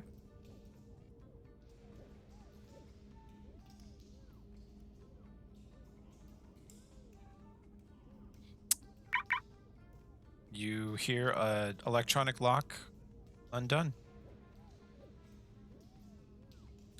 And Crocodile moment. probably hears that. Yeah, Crocodile, you hear the door bleep, make a strange little noise. She'll shift in the garbage a little bit. Watch the door, hoping it'll open. And a moment later, you do see the door open. And you see one of the female robots standing in the doorway, looking out, her eyes emitting orange light in the area. I pick up a rock and Mhm. toss it over here. Okay. I'm not going to worry about your dex check. You see her eyes look across the room, and you see the other robots come floating back towards the door. And But they she appear doesn't- to be scanning the area with her. She doesn't leave the doorway. Nope, she stands directly in the doorway. In fact, you see her look around, look at the robots. You see some sort of blinking lights, like they sort of shine lights at each other so rapidly it looks like they're trying to blind each other, and her eyes seem to receive whatever flickering signals they send. And you see her sort of settle into a ready combat stance and form her hands into fists and just stand there like a statue in the doorway. Does Crocta, the wind blast that I have, does it... I'm trying to think, can I cast it without it being obvious? Maybe like the first time if it's a surprise, maybe it won't be obvious. It's an attack. It can move people. It's an attack spell. It will pretty well reveal your location. I mean, they'll still have to roll because you're so small. but they seem to be incredibly perceptive. They definitely know you're there. Like, Right. they're just ignoring you. So this is an opportunity of sorts. I am going to carefully move here, pull both my blades, Mhm. and then just kind of give a second to settle in, and then I'm just going to completely just full out strike on her Okay. from invis, because I know it's it's about to go out anyways. Okay. Attacks. Attack. Woo. That, let's see, her flat-footed is gonna be 22. Crap, crit didn't. So that's gonna be hit, miss. +1 for One more. Okay, so that one will hit. That is 3 hits. all right. So 3 I'm sneak doing attacks. one underhanded sneak attack. Sure. So flat 48 damage Okay. and 2 more sneak attacks. Flat 48. 48. Underhanded good lets golly. me do max damage on a sneak attack if they are completely unaware of the blade. Good golly, that's amazing. But I can only do it maximum number of times a day equal to my charisma modifier. Gotcha. Makes sense, but still pretty good. Yeah. That power is great. I love that power. That's why I love that freaking greater envision give me. Okay. So that was basically the surprise round. You drive a couple daggers into her neck and find her steel reinforced vertebrae will not give to the first couple shots, but by the third one, you have just cut half of her head off with your blades, prying her neck apart. The head lolls to one side and the eyes flicker on and off and then stay on and glow brighter and then go completely dead, and she drops in a heap in the doorway. And that will be the surprise round. We will roll the initiatives. Krokta, upon seeing that, yells to Nomkath, "Nomkath, behind you!"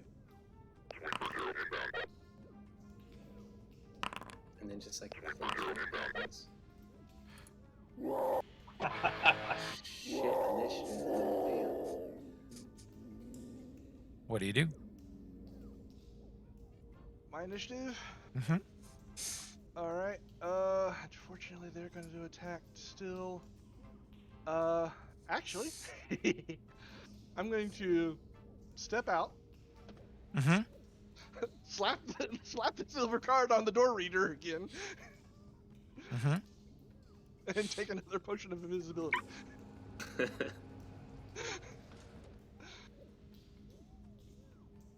Okay.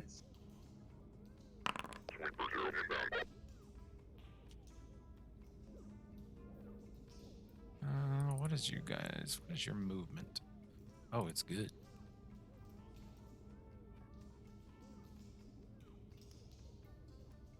Oh, and actually, one other thing. Yeah. Right before I take the potion. Yeah. You're sick now, please. And then I Okay. take the potion.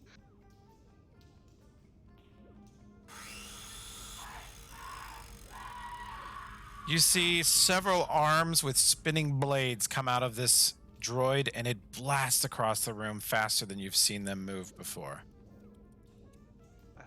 On a 1, it hits you. That misses. Thank God. Another one zings across the room, attacking your old location, or your current location.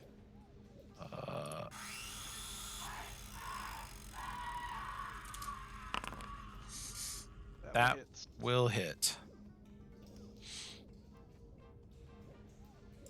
Kneel and face the wall, lover. The door unlocks and opens, and you hear sprinting.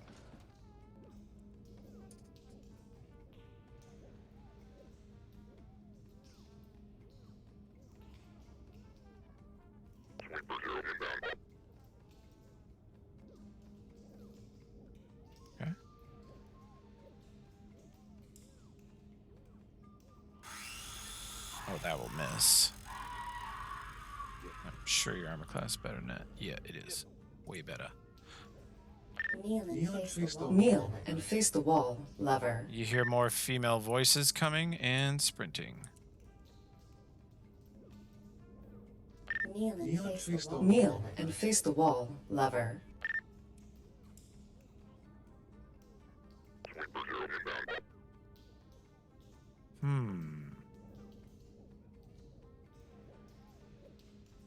Yeah. Get in there and see if we can stab this invisible man. I think that misses. Barely, but yes. Yeah. You are surrounded by floating black droids with buzzsaw arms flailing wildly all around you.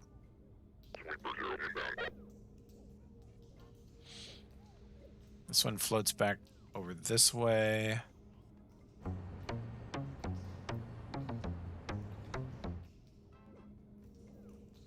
Blow them all into the open door. Yeah, I was thinking something similar, but yeah, that's a good idea. Let me see. I'm trying to think which one I have that pushes better.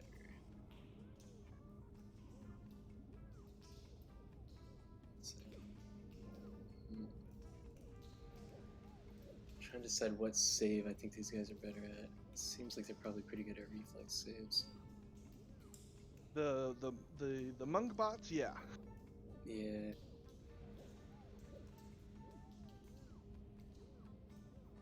Actually, maybe I should try. Yeah, I'm gonna do this. So Crocodile will fly down here and cast. I don't know. Should I be trying? Yeah, I'll do that. Cast River of Wind. And the bat wings land and start flapping her wings towards the door, and from that location down the hallway, River of Wind fills the corridor. 5-foot diameter line of wind, the direction of wind away from you. Location. Fortitude. 4d6 non-lethal and knocked prone. Okay. Fortitude halves it and prevents him from being prone. Constructs don't take non-lethal, and flying things can't be knocked prone. It will have no effect on the flying robots.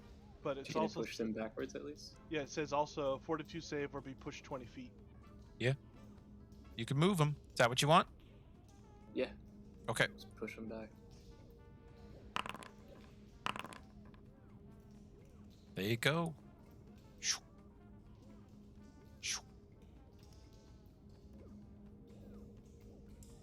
And this goes a long line, so these chicks back here.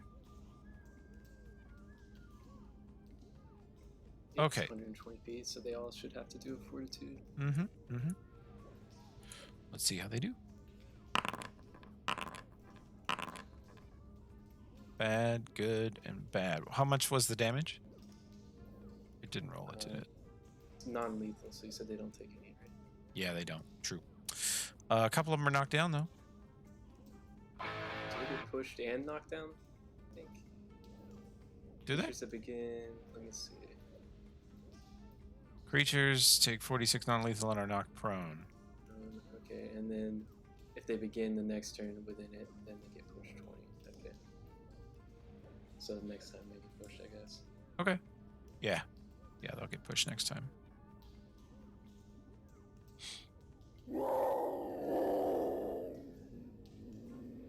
I'll see. I didn't see Hersik do anything, so I am. Oh, actually, I think tactical draw is necessary. Do I need to do since I'm visible? Do I need to do a acrobatics check? No, I don't think they can AOO you. Okay. There's too many for us to get right now. As I'm running by the bat. Okay. Oh, so that was. Actually, I didn't double check my. 30 feet would be there. 60 feet here.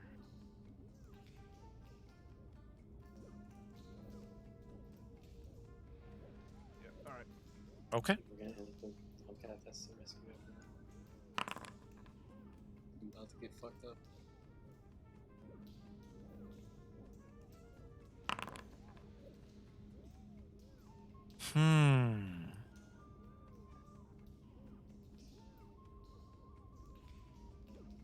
I try to look really cute and bat-like.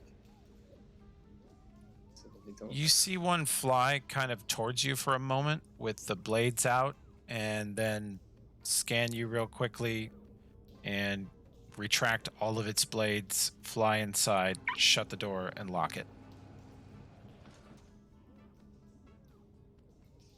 Okay. You're out of combat. Great. I'll chase after Nomcath. Once I catch up to him, land on his shoulder, just talk in his ear while he's running out of the cave, telling him everything I saw, that they were scanning junk.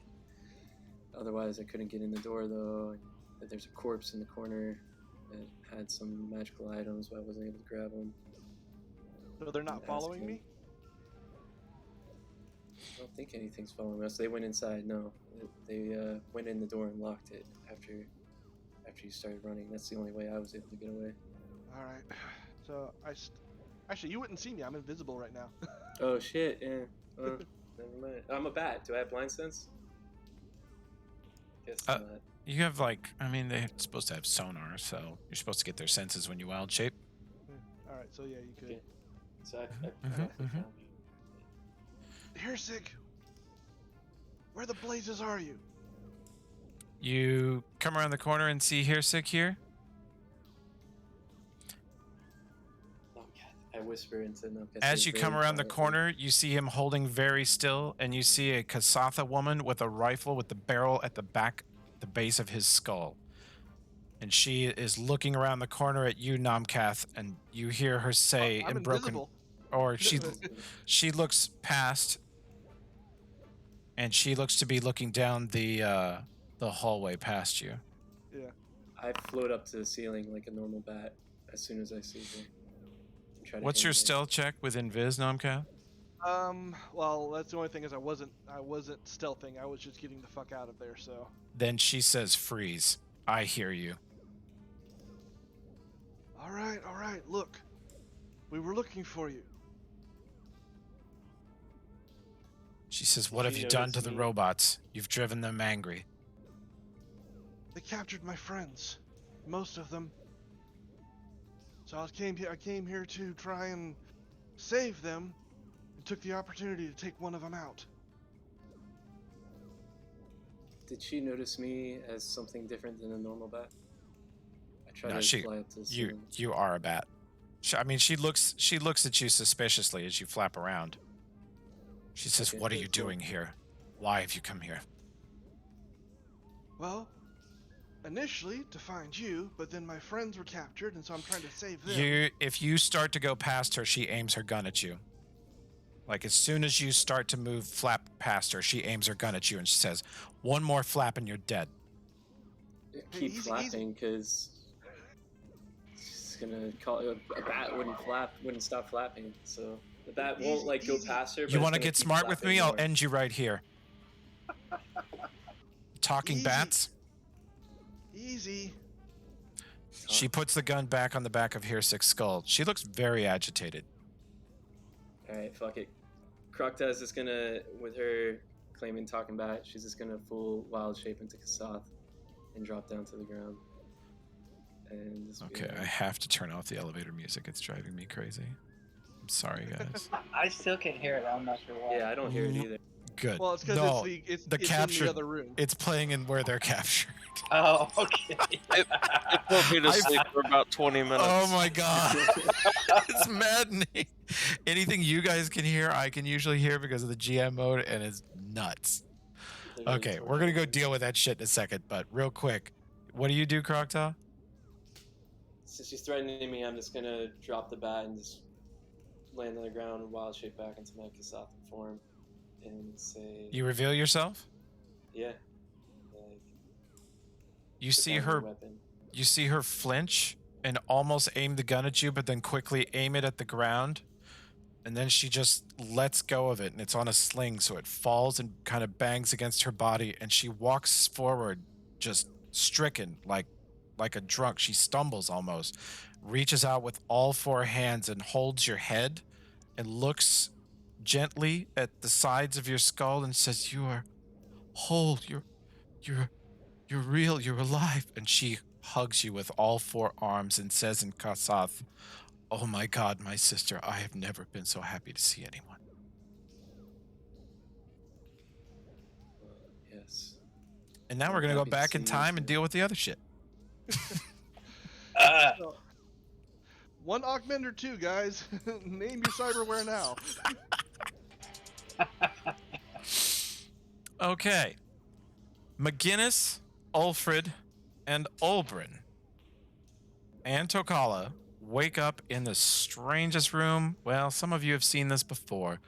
The floors are a very shiny, reflective steel. The walls are reinforced metal. Looks like some of it's sky metal mixed with iron, mixed with glaucite. Ulfred, you're looking at this place like it's a hodgepodge of things. It's meant, whoever put it together is trying to make this room and this facility look like it was all one construction, like the facility under Torch is. But you're not quite buying it. It's definitely all salvage parts shaped into a coherent form. And there in the center of the room, you guys are in little cells. You have manacles around your wrists. Your arms are behind your back. There are bonds holding your ankles. You're just sort of sitting or kneeling in a little teeny cell in this room, unable to move.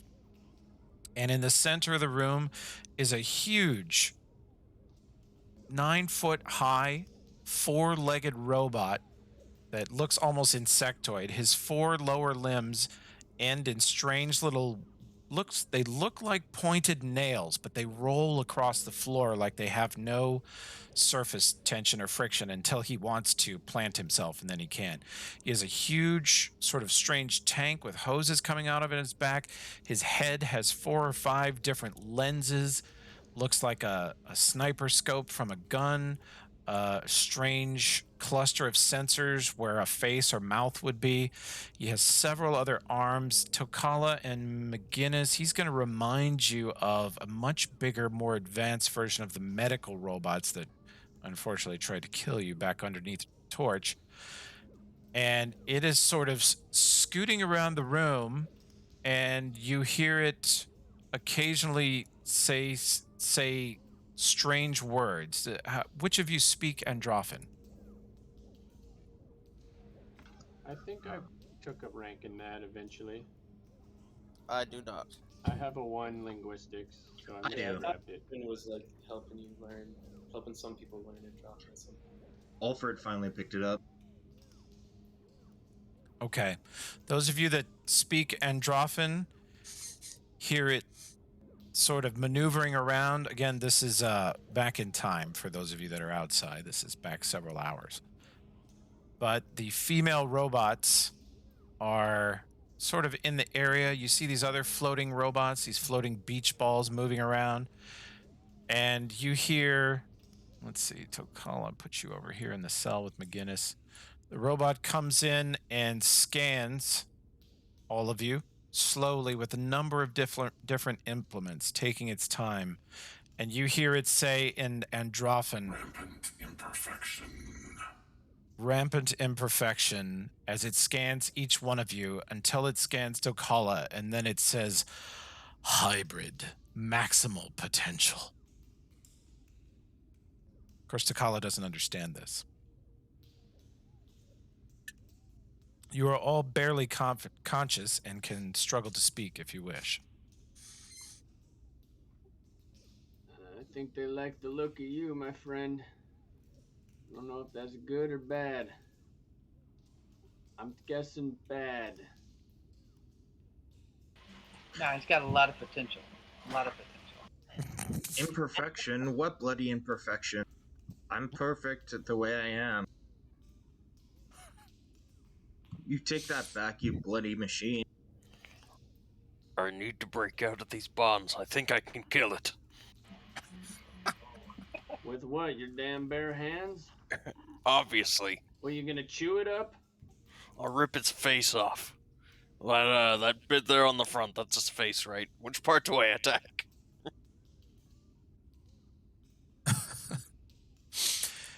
It passes over to Kala and it says something in Androphen. It says data exchange, and it's sort of blasting Tokala in the face with a number of different colored lights. Oh god, it's trying to blind me. I don't need my eyes to kill. Yeah, why don't you let It's this an eye fine exam. specimen free, and then you can really get a look at him, you damn clink clank. It scoots closer to Tokala and reaches out with a number of strange little grappling implements. And it does eventually get a hold of him, although its initial try fails. I don't think Tokala can escape it, but Tokala sort of wriggles around and it has a hard time grabbing a hold of him, but then it gets him. Reels him in and picks him up with one metal arm like he's on a crane, and he's sort of dangling, slowly spinning sideways. And it carries him across the room.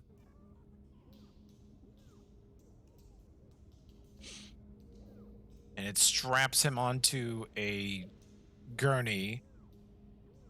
And you hear the female robots say, "Subject prepared. Sedation imminent." Toby, can I, like, use my jump power to get out of these bonds?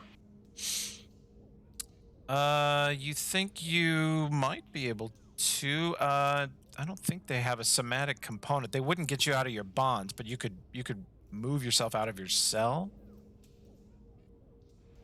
You're in a small room. You're in a sort of a cage with Ulfred. Across the room, you can see a cage that had McGinnis, and Tokala now just has McGinnis. And Tokala's been carried to the south around the corner from you.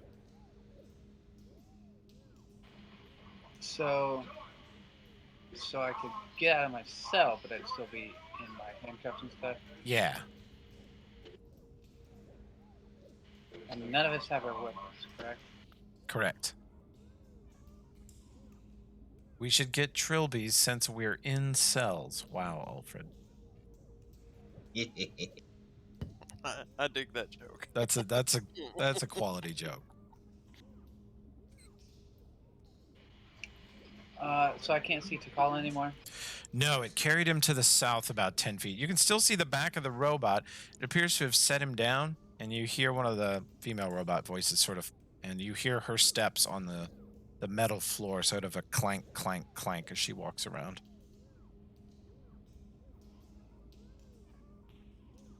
Shit. I'm gonna jump out of my cell. Okay. And then I'm gonna maneuver kind of out behind the robot so I can see Tokala. Okay. And I'm assuming Grease has a movement part of it. It normally does. It has, let's see, Grease has verbal and semantic. Normally it would require the material component of butter, but we don't run those, so you would have to have your arms free to cast it. Check my feats. Do I have still spell? I should. Did we decide to take that last time? Well, I took it right after you tried to crush me in all this shit. So but... this has happened before? Yeah, this game right master after has tried to kill you before? Yeah, right after you tried to crush me when we were fighting Hellion. Yeah, you have still spells, so if you spend a second level slot, you will be able to cast Grease. I cast Grease on Tokala. Okay. And then I rewind back into my cell. Oh, shit.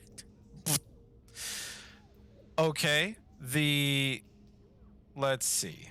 You do this, and we're going to do this. We're going to do this. You hear the giant robot say, "Deviants." You hear the female say, "Escape." And then you hear the lovely splat sound of a grease spell. And we will, I guess we'll go to initiative here.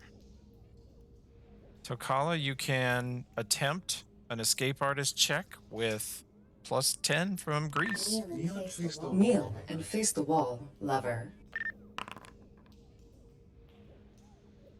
Rampant imperfection. So,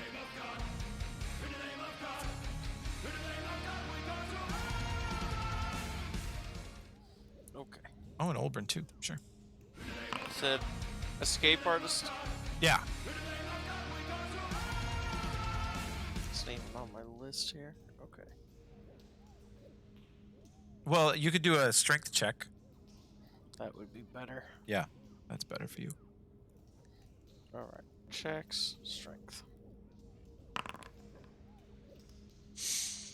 You try to, you slide around. You are covered in grease now. And you try to slide out of the manacles and the anklets, but they are too tight. They are not held on with friction. They're just actually perfectly sized for you. Can I at least slip off of the bed?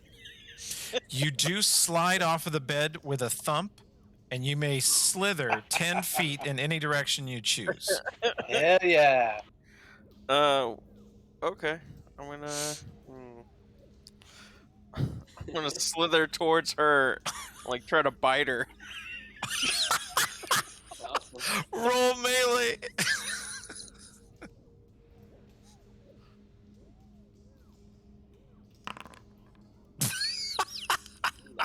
No. Oh, what is her AC? Doesn't he have a bonus against robots or something? He does.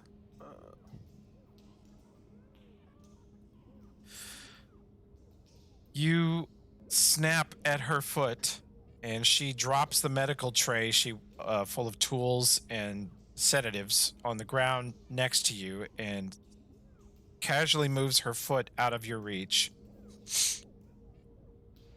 and is about to punch down at you when the big robot gets his turn.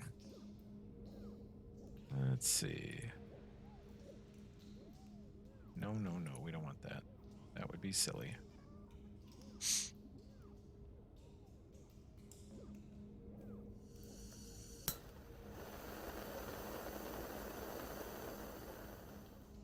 A robotic arm. Guinness, you can actually see this from where you're sitting. Tokala wriggles off the gurney onto the ground, and the robot reaches across and laser blast from a long, extended arm that comes out of the center of its body across the back of Tokala's neck, and he lays very still.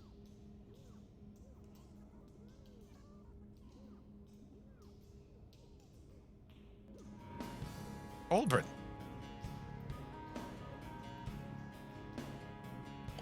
Oh, yeah. Do all my spells you have movement as part of them? I don't actually know. Almost every spell, since we run no materials and sorcerers don't usually use material components anyway, most of your spells, yes, they have a verbal and somatic component, like slow haste. You can't still spell Wall of Force because it's 5th. But everything else, pretty much, I think the reason we thought Still Spell was really good for you because it will work with virtually any spell you have. Okay, so who can I see in my cell? From your cell, you can see the giant robot. You can see just a tiny piece of Tokala at the top of his head and shoulders. He's laying still face down on the ground. Female robot is standing over him. And you can see McGinnis across the room about 25 feet to the west of you. And Ulfred's right next to you.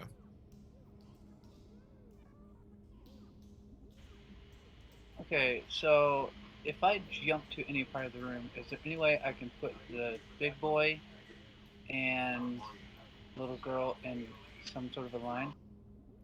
Yeah. How far of a jump would that be? You could jump out of your cell about 10 feet and line them up if you're thinking lightning bolt. I am. That's exactly what I'm thinking. Okay. You use another. You only use about 10 feet of shift movement and one of your rewinds earlier. So this is only 10 more feet of shift, and then you want a lightning bolt. Mm-hmm. Okay. Let me see. Your spells. You have your lightning bolt macro is just. Where is it? Dang it. I know I have one. I don't know what it is. It's just LB. Just LB. Go figure. I made it something simple. Whoa. What's happening? I don't know. It rolled initiative. All right. I'm going to stop this for a second. Why is it rolling initiative for everything for you? All right. I'll trigger it. Boom. LB.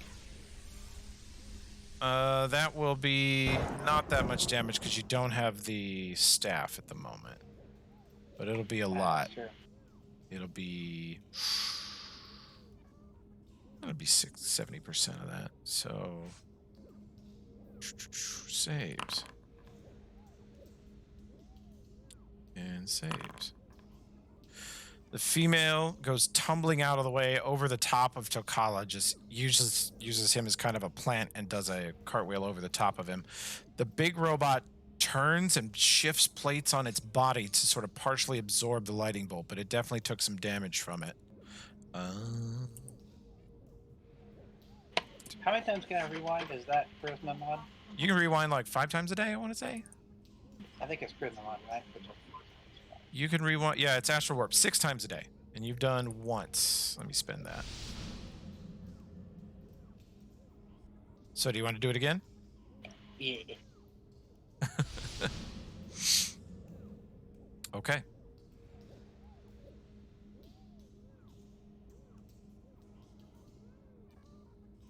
On her turn, she comes around the corner, pulls her stun pistol, and blasts you in the face with it. I didn't do anything. What are you doing? What? I'm still my. You guys are the worst prisoners ever. She blasts you in the face. Ulfred, you watch Olbrin do these shenanigans and take a stun pistol to the face. And he's down again. Unconscious. You know, I tried to be a nuisance. Okay. Let's see. McGinnis, you're actually conscious and able to see this, but they put Tokala on the operating table and they start injecting him with stuff.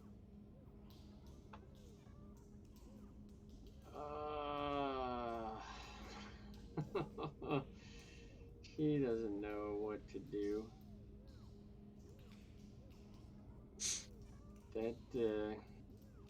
This is grim.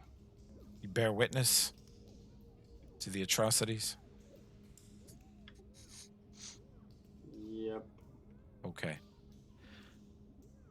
Over the course of about an hour, you see them, looks like they are eviscerating your friend. At one point, you see its skin peeled back, muscle fibers pulled away. You see, you're not sure which organs exposed. Oh, And several, you speak Androphan? I do. I know Ulfred does. Haltingly.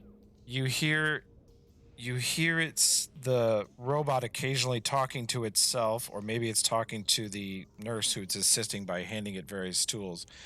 You hear it say, superior specimen, vast improvement, maximum potential, increased.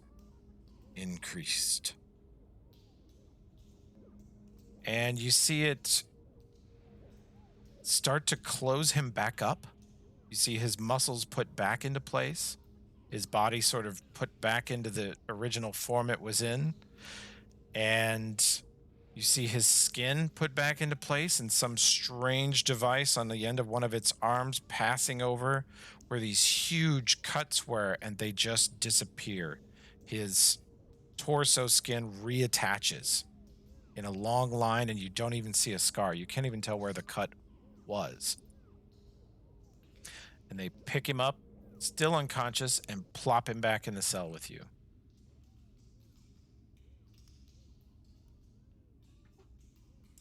Buddy. Buddy, you hear me? He is delirious. He is barely conscious and kind of senseless. You can talk to Kala, but you can't like feel anything in your body. I'll bite you. Bite you out. You rotten sons of bitches. I'm gonna make them pay for this if I can get out of here. I promise you that. Oh, McGinnis. So good to see you. You just rest, partner. I'm gonna think of something, don't worry.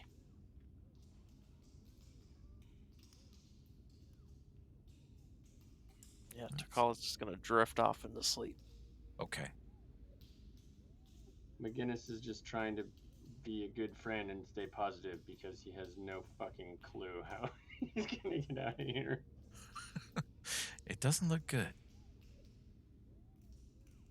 Okay, that's there. That probably shouldn't be there. Okay. Just digging around in here. Oh, yeah.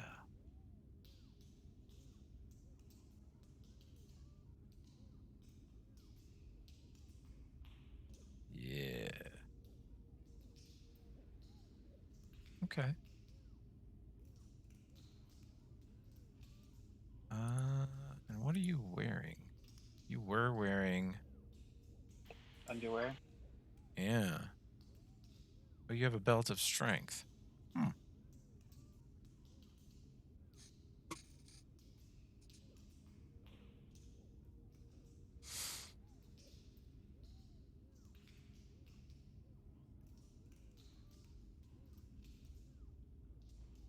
Okay.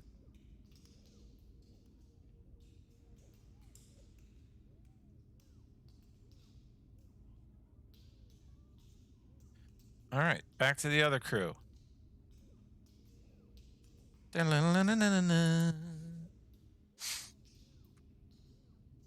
You are hugged by a strange Kasath. It's good to see you too. I was worried there was none left. I heard tales of you, but I must ask why all of this.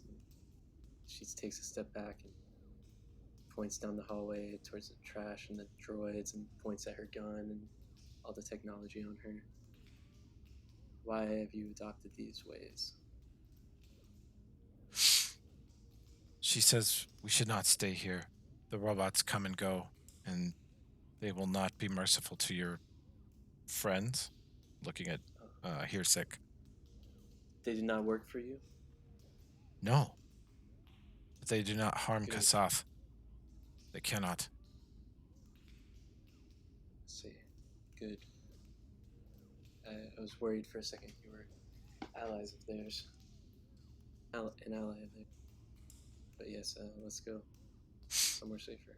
Okay. Nomcat's still invisible? Nah, that's just a invisibility potion, so it's probably worn off by now. So It will. I mean, you have a little bit of time with it, but you don't think she can see you, but she heard you because you were in a rush, hustling down the hall. Kill her.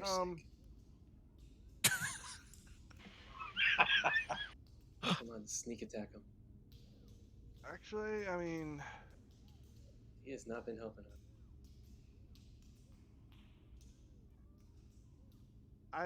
I'm still invisible. I'm not gonna let it go. I'm not gonna let it. Not gonna do anything to cause it to drop early. But Okay. How shifty is Hearsick looking? Like, He looks relieved that he no longer has a gun to his head. all right. So, can you help us get our friends back? You speak. She looks in your general direction. She says, "Who is that voice? I heard you running." My name's Namkath. I He's took a a potion friend. to get out of harm's way. It'll probably wear off here shortly. And Don't worry about him. He's a friend. She looks back towards Krokta and says, as you say, he's a friend. She says, "All right, follow me." And She heads back past the dead thing, this direction. Sister, if I may ask, perhaps Yes. don't lower the gun from that one. And she points at Hirsick. She Says you might want to picks keep up an the eye gun again. Hirsick says, wait, I am a friend. We are all friends here. Kath, what do you think? He was supposed to help you, right? Yeah, but I mean, then she probably ended up putting maybe. a gun in the back of his head. So I guess. True. Never mind. Sorry. Sorry, sister. I overreacted. She was about to shoot him again. Sorry, Hirsick. He's holding up his hands, and she looks again a little agitated. My bad, Hirsick. It is a long day of travel. I haven't slept. I'm a little edgy. I misjudged there. She leads you down a long passage to the right that's very easy to miss on your way in. It's hard to spot it from where you guys came in. And she steps very carefully. You notice that there are strategically placed stones she steps on that don't have any grit or dirt on them, and she leaves no tracks, but they look completely natural. Sort of like natural ways to hide her passing here. And as she approaches the next room, she says, wait. And she steps forward and disarms a deviously hidden trap in the center of the room that is clearly tied to a bandolier of grenades. She says, this way. You head down a longer passage to the northeast. It winds around to the north. You're at least 100 feet in now, past another stone pillar. And she very carefully, every step, there's not a trace of anybody. If you walked back here, you would not think anyone has ever been back here. And you pass another natural spring. And then you round a corner and see what's clearly a room. You see a wine rack with wine bottles on it, an anvil with tools, several backpacks laying around, a water basin, several furs on the ground, a very small bed, and a bookshelf. Whoops, sorry. That might have whipped your view. Let me fix that. You should be safe here. She says, this is my home, and she says, if you're a Kasath, this cave is very safe. The robots will never harass you. If you're not, they will take you and unmake you or remake you. I've never seen any rhyme or reason to what they do. But they won't come back here, right? They will not. They do not bother me. Okay. Keep a lookout. So I must ask you many questions. I have many questions, but first I have to ask, how did you get here? Are you from the zoo as well? No. Krakta, I get that this is important, but we gotta save our friends first. Then you can have all the time you need to talk to her. She says, how many more of you are there?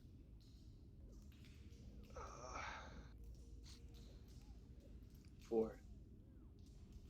He's tired. Yeah, 4 more. Yeah. Okay. I've been running all night. You've been apparently sleeping like a bat all night. Hey, I had to fly long distance first. On tiny bird wing. It's more tiring, actually. Okay. She says, okay. But yeah, we can try reasoning with them. There's no. I'm not sure I could blast into their part of the cave without bringing the whole thing down. Crocta grimaces when she says that. I mean, it's like disgust. As long as they don't have a higher level card, I can open the door again. And he pulls out the silver card. She says, they'll speak to us, she says, pointing at Crocta and herself, but they will... Well, could we just go back there and free them? Free the rest of us? We could try. How long have they been in there? Since last night? Hours. It's been about a day since they captured us, or them. Overall, I don't know when they got here. They were moving fast.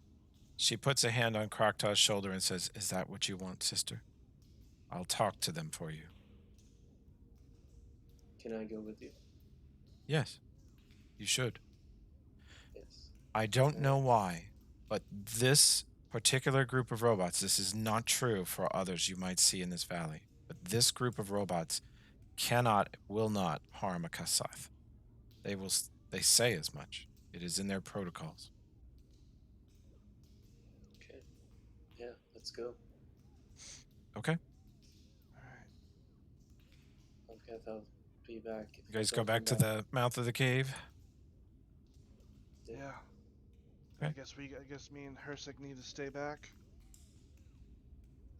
And while we're walking, Krokta is just gonna like whisper next Well, to actually, this before they go too far, Yeah.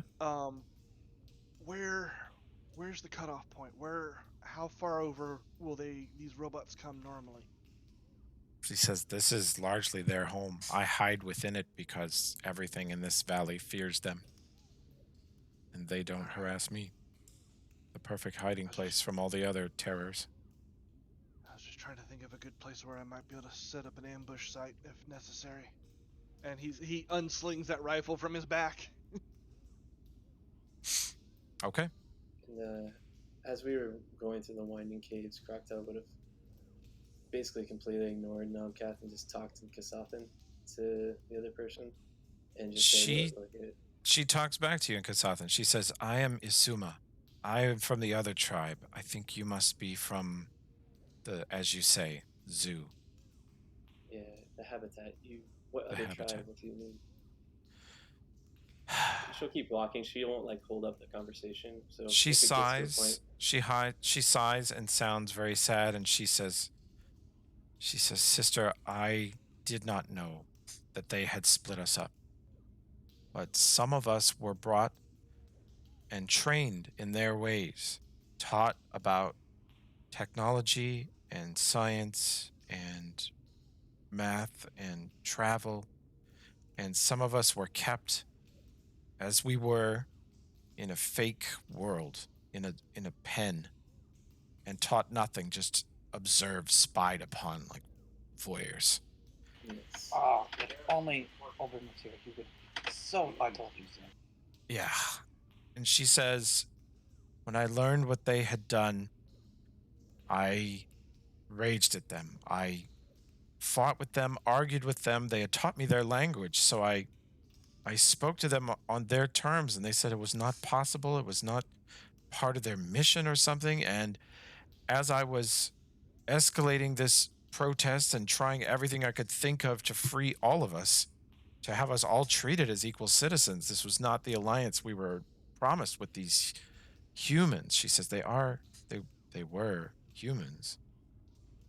She says they were attacked, and the great gigantic ship that they had brought us onto broke apart, and I lost track of all of our people, and myself was put in a strange chamber, and I was there for years, hundreds, thousands of years. I don't know, but I awoke to fire and death and terror in this valley, and I've been trying to save any of our people, but sister, I must warn you, if you go west in this valley, you will see horrors that have happened to our people that you will never be able to forget." And she seems genuinely very, very upset and sad, even describing this to you as you guys walk down the hallway. Krokta will just finish as they get towards the door and say, "Well, it seems we have much in common. It also seems we have much that differs between us, and much we still need to discuss here." She says, "Well, I will help you. I will try to help you retrieve your friends. I will introduce you. The largest robot, its name is Binox."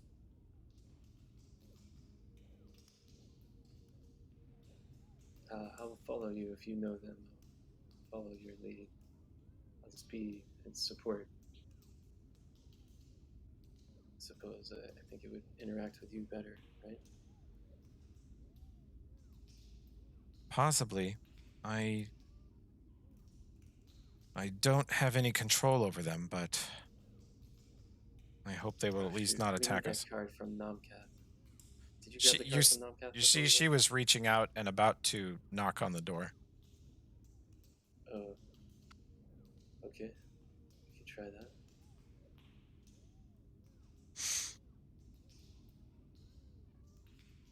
As soon as she bangs on the door, you hear a unlocking sound. The door opens to reveal one of the female android-looking robots, who immediately looks at both of you, and her eyes flash orange, and she says, "Kasath, forbidden." Move aside. Isuma says, she puts a hand on your shoulder and says, "You don't have to do that. They're all connected to Binox." She looks straight in the female robot's eyes and says, "Binox, you have taken some of my friends. I want them back." And you see the female robot's eyes sort of roll back in her head for a second and then flash back to orange, and she says, "Enter, speak with Binox." You guys go in? Yeah. She walks slowly down the hall in front of you.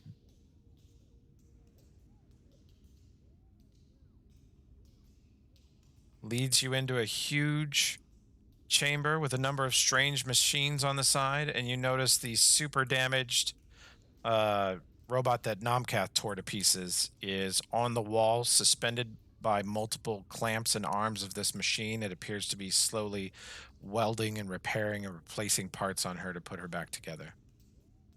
Proctor will whisper Kasath to Suma, gesturing towards that dead or repaired robot, and say, "My friend did that." She says that Just probably in a won't few help our seconds. case, but okay. As she approaches, you see the next door flicker and open. You see a vast room with a thin spray of fog in it. It looks almost like the whole room is fogged over. And Asuma turns to the robot and says, "Binox, this room is filled with some cloud." And you see the robot's eyes, the android female's eyes, roll back in her head. And you hear sort of gas being sort of pumped and sprayed out of the room, and it rapidly clears. And she leads you in farther. She says, "This way," points to the left.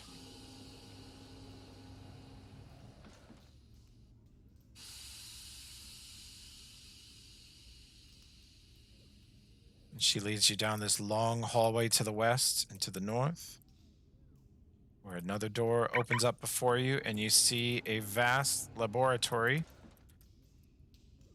with a medical table and a huge medical robot in the center, the one I described earlier on the 4 legs, with the clawed feet and multi-arms and its strange head. And you notice that it is turned facing you, and another one of the female robots steps in front of it, as well as 2 of the floating droids. And they sort of stand in front of it, and Asuma says, "Binox, the people you've taken are my allies. They are my allies against our common enemy, the evil to the west." And you hear Binox say, "Verify." And it looks at Krokta. Verified. Yes. This is true. He says, "What is their purpose?" Trying to diplomacy a robot. Hey, 34. You are good at diplomacy. Yeah, Does good. Krokta speak Androfan? I don't think so. She was in a captivity. Right. She might never have had an Let me opportunity see if to she learn did. it. No.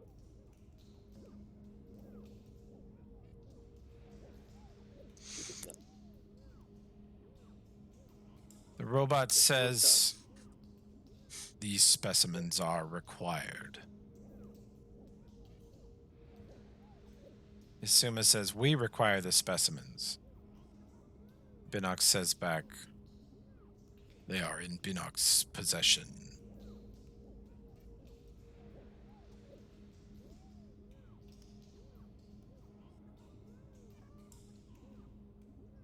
Croctaw, what does your diplomacy amount to? Yeah, so I'm just gonna try to say, doesn't matter, Binox, your objective has been overridden. Listen to us. These are no longer in your possession. You must hand them over. It's kind of, maybe it should be more of a bluff. I'm bullshitting. I'm just trying to act like I'm the boss. Should I roll a bluff?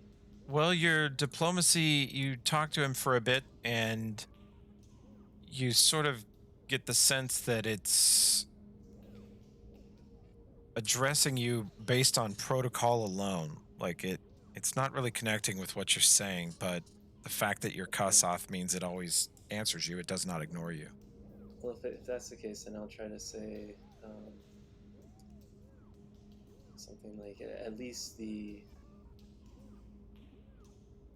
So do I have a sense of what it's doing here from talking to it? Like, they're specimens. I'll say, some of these specimens are faulty.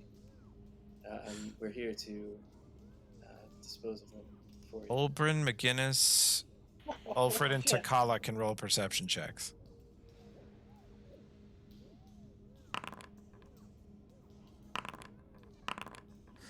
18. Yeah, you all hear it.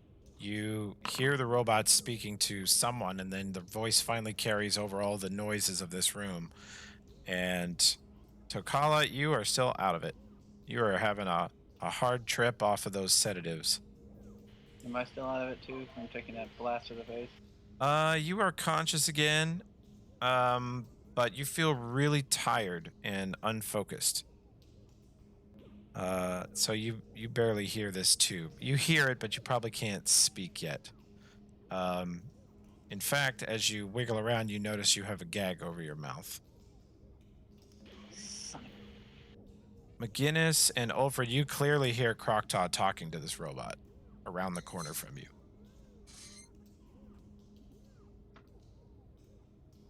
We require the poor specimens, Peanuts.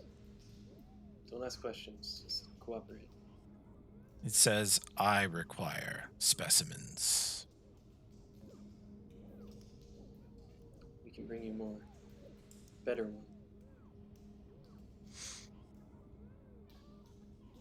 I have do a you hybrid require? specimen. It is superior. What do you mean, hybrid? It rolls backwards, and you see it pick up with one clawed arm. It's sort of being careful with him, but it picks him up by the back of the neck, and you clearly see a limp, half-naked Takala hanging, sort of senseless and babbling, threatening to bite people, by its arm, and it says, "Hybrid, superior. I will perfect him." Superior. Yeah. Okay. Well, just what about the others? You only need one to perfect, right? The others are not superior, you're saying? And Crocto will walk down that hallway and follow him as he does. And when she sees the others there, she'll gesture to them. So what about them? The inferiors. Do you have any use for them? Cold-blooded, sacrificing Takala. Yeah, maybe. Says, That "You, sounds about right. what specimens do you offer in trade?"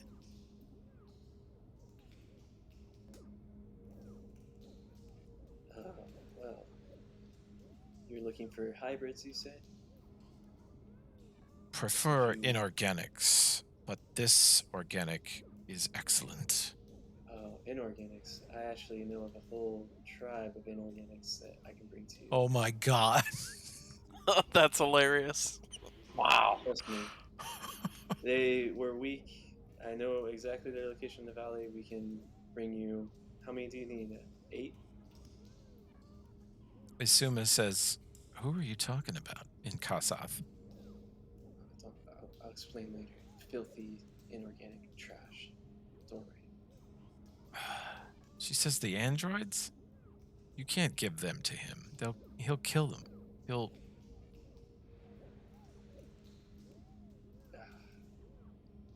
And kill? Asuma says, Come on. what if we offer you inorganic specimens? That's what I was trying to do. She says, androids are not inorganic. I mean, they're organic. She looks at you a little strangely. Different tribe. You've been here too long. So inorganic, yeah. I mean, what do you mean then, Asuma, if you don't count the androids, just more robots? She says there may be some more. There's the only thing to the west is evil.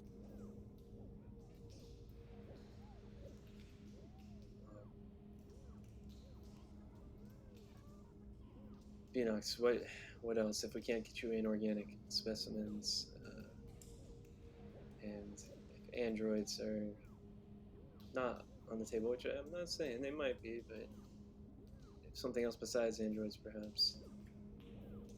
Its head cocks kind of strangely to one side, and it says, Alien, Dominion, Black. Would I know anything about that? Probably not. I'm just a tribal person. Izuma says, the monster at the mouth of the cave. I killed it, put it there as a scarecrow, but there is many more, and that's what he means. We could bring you many of those if you give me my companions, especially that one you're holding, the superior one. He is very good at killing and obtaining specimens. With his help, it glides across the floor smoothly and plops Tokala sort of semi-gently on the ground in front of you and says, I have improved him, but he will need a recovery time. When his recovery time is completed, bring him back and I will perfect him. It looks directly into your face as it says these things. It says, you will trade 4 specimens for 4 specimens. I prefer inorganic. Okay. But you'll let me take these specimens with me? You may take these specimens to attain more specimens. Okay. But I require material.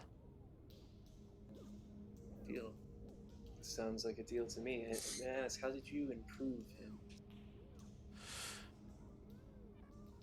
Binox reaches down and picks up Tokala by the back of the neck, and you can kind of see something inside its claw inject into the back of Tokala's neck to his shiny new data jack it's installed.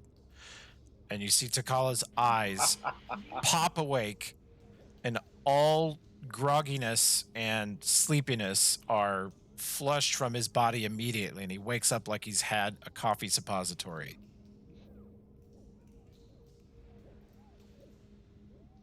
And he says, apparently, for the love of Gorum, kill me. I'm a monster! She'll say in Kasatha, what is this? And the creature's arm, the robot's arm rotates slightly, and you see Tokala's moving against your will, Tokala. You have no control over what's happening to you yet. The manacles fall off of his ankles and wrists, and with the arm and cable still attached to the back of his neck, it sets Tokala on his feet, and he doesn't look any outwardly different.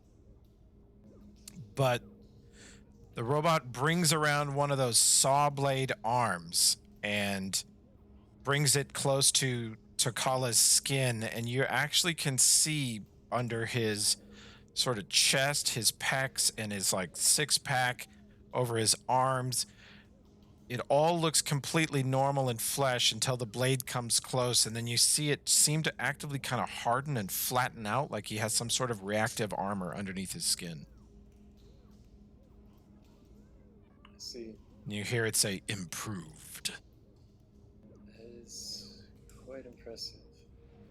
And with the cable still attached to the back of the neck, you see it turn, and Tokala like grabs the end of this operating table and just picks it up. This like 400-pound medical operating table. He just lifts it off the ground, and you don't hear him grunt or strain or anything. And Tokala, you know your body's doing this. And you feel the weight so differently on your body than normal. There's no shake, no quiver, no strain. You just pick it up like it was nothing. And Croctaw, you also notice he does not have his strength belt on. He doesn't have any of his gear on. And he sets the table back gently and stands there calmly with the thing still attached to the back of his neck. That is some impressive work you did, Binox. He used to be just nothing but a weakling, as far as I could tell.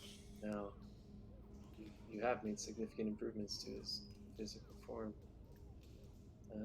Thank you. So, if you don't mind, we'll take him and the other three. Which did you improve them as well, or? I have not, but I will. Oh, okay. Will they get the same type of improvements as Tokala here? I have many capabilities. I test and develop new ones, but I need more specimens for study. You guys can all hear this conversation. Olbrin, you're conscious. Olbrin, you're awake too, but again, still gagged. And it wheels back. It's sort of still got its cable attached to the back of Tokala, who's just sort of standing there almost at military attention. So Crocta will then just talk directly to Olbrin. Actually, did you ever teach me Drow sign language? If you wanted to know it, I would teach it to you, yeah. Yeah, if you spend a rank in linguistics, you can have it. Oh. Or if you want to do the borrow a rank trick to kind of backgame it, that's fine with me. I'll borrow He's been a rank, offering so to teach next it to time the I whole will. party for like 2 levels, so. Okay. So yeah, show Drow sign language to Olbrin and whoever else can see, and just basically ask, like, do you guys... did they see what happened with Tokala? I guess only McGinnis can see that. I was out of it. I got shot in the face with a laser. Yeah, well, so she'll try to explain, like... You peek around the corner and look at McGinnis, and he looks like he's watched about 20 hours straight of the surgery channel. Yeah, so first I guess she'll just look at McGinnis and say with the sign language, do you want me to let him do this to you? He shakes his head slowly back and forth like, fuck no. Okay. And then she'll look at Olbrin and ask them the same in sign language. I don't hear that. I don't understand the sign language. Ulfred looks at you blankly. Doesn't seem to understand You can tell he doesn't understand. Stoic dwarf. Oh, I can tell? Okay. Yeah. You guys all learned it together, so if Ulfred wasn't there for, Drow Sign Language class, you would know that. Okay. You would know who has it. Olbrin, you? I want to kill all of them. Not now, later. But do you want me to ask him to let you free before he improves you? Yes, I am already perfect. Alright. So now I'll talk to Binox and say, sorry, I was giving it thought here. I believe the specimens back there, could we perhaps do their enhancements later? I want to get to the specimens that you require as quickly as possible, and the recovery time, while very impressive what you did with Tokala, I think it might be better if we just go as soon as possible. Okay. Without waiting for your enhancements. It releases Tokala. Tokala, you stumble forward onto your feet. You feel a little wobbly, very tired, very drained of energy, and still very low HP. Like you have about 5 HP. You've still got like 100 non-lethal damage on you, but you are free and in control of your body. not too proud to ask for help. Could you help me walk, Krokta?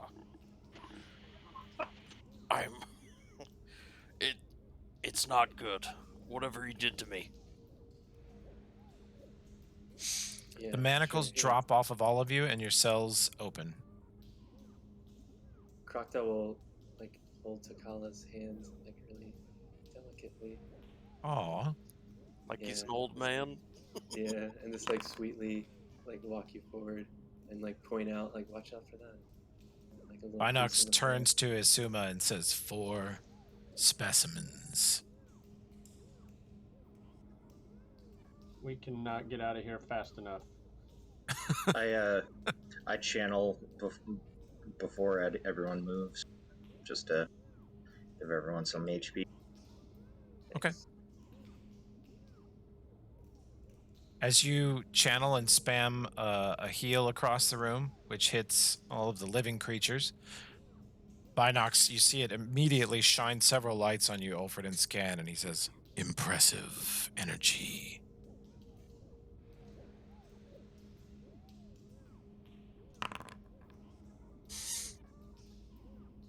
Boom. Good heals. It's nice to see it in the double digits twice in a row. Yeah. Well, that's just going to get better. Is Takala able to walk on his own? Now that He he's can healed, sort of or is he walk. still- McGinnis can sort of walk, especially with the heals spammed. Let me put this healing on Olbrin. God, you guys have so Your many hands HP. 20 HP doesn't do that much to you anymore. Takala, your hands feel as slimy as my aquatic ape form. It's kind of disgusting. Actually, he's completely clean. They had to spend a considerable. I would have done more dastardly Frankenstein shit to him, but they had to spend like half an hour wiping grease off of him. Thank God for grease. Right? I was gonna knew put you like a would want it. third cybernetic arm on his head and shit, but he was all fucking covered in grease. And the way out is down here. I'll sweep you guys down here because it's a long way. But they basically lead you out of here and they just sort of let you go. You walk past the outer sentries with no problem. Nobody messes with you. And let's see, I'll put you right on out here. A couple of the little probe droids head out into this area and start sifting through the junk again. But you guys are out in the junk cave. Nomcath, you see the door open up again after probably 20 or 30 minutes, and you see the party stumble out, very tired looking, very weak looking, but alive. Well, and they're not like running for their lives kind of thing. They're walking out on their own. No, Izuma's got her weapon on her back on its sling, and she is kind of helping Olbrin and McGinnis at the same time. You notice that Ulfred is stumping along on his own, pretty much. And Tokala was partially supported out the door by Krokta and is now just holding hands with Krokta. Aww.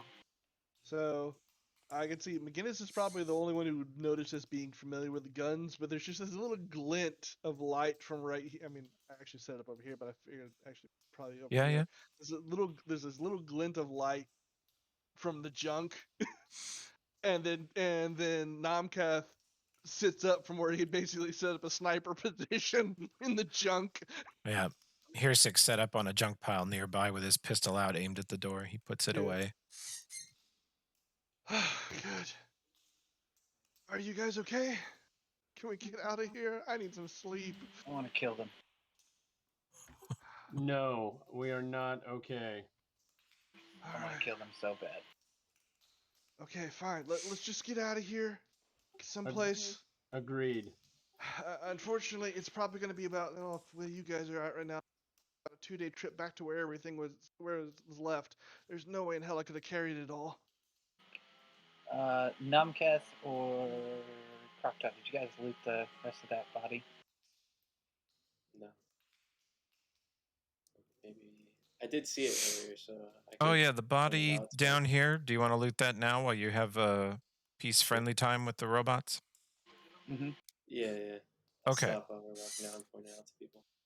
Okay, the corpse. I'm gonna do this. It's gonna flick your view somewhere weird, probably. Nope, it didn't. Good.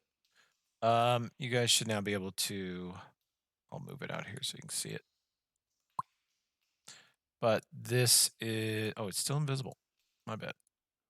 Oh, you gotta put the bag back on it too. I do. That's true. There you go. So it has a bag, it has armor, a strange pendant around its neck, and a couple of blades on its hip.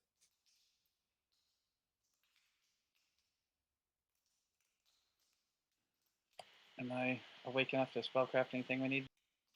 Let's just get it and go and worry about it later. Fine Okay. with me. I want to kill them. Let's put it all on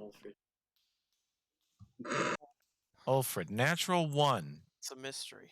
You can't tell. Although there you can't see any scars on him. His body literally doesn't look any different. His old scars are still there. He just looks kind of untouched. Oberyn's not much better. Actually, he's worse. Yep. I probably don't even have it. Yeah. You got a total of 5, Different Josh. character. It's alright. Different character. All right, I grabbed the stuff for now. We'll worry about what it is later. Let's just get out of here. Okay. I don't trust Okay. these robots.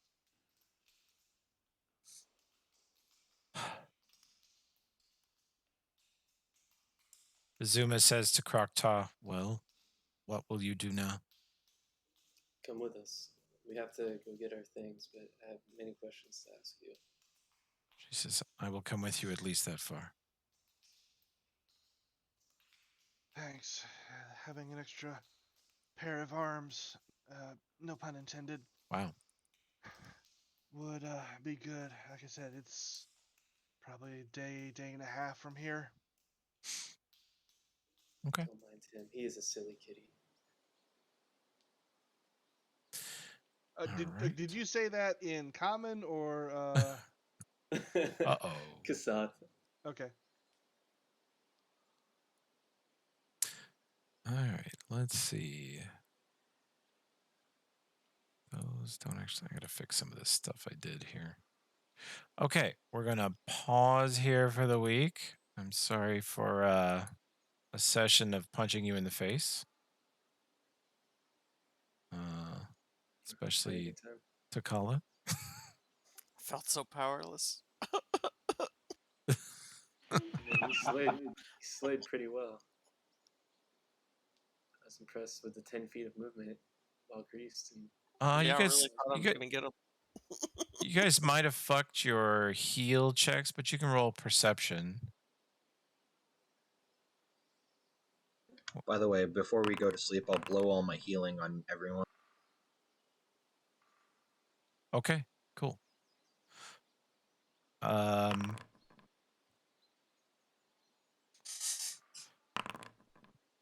Oberyn, when you guys pass through the dark parts of the cave after the robot's fortress, you leave the robot's fortress and you're in the dark parts of the cave, and Tokala opens his eyes. Namkath, you're going to pick up on this too.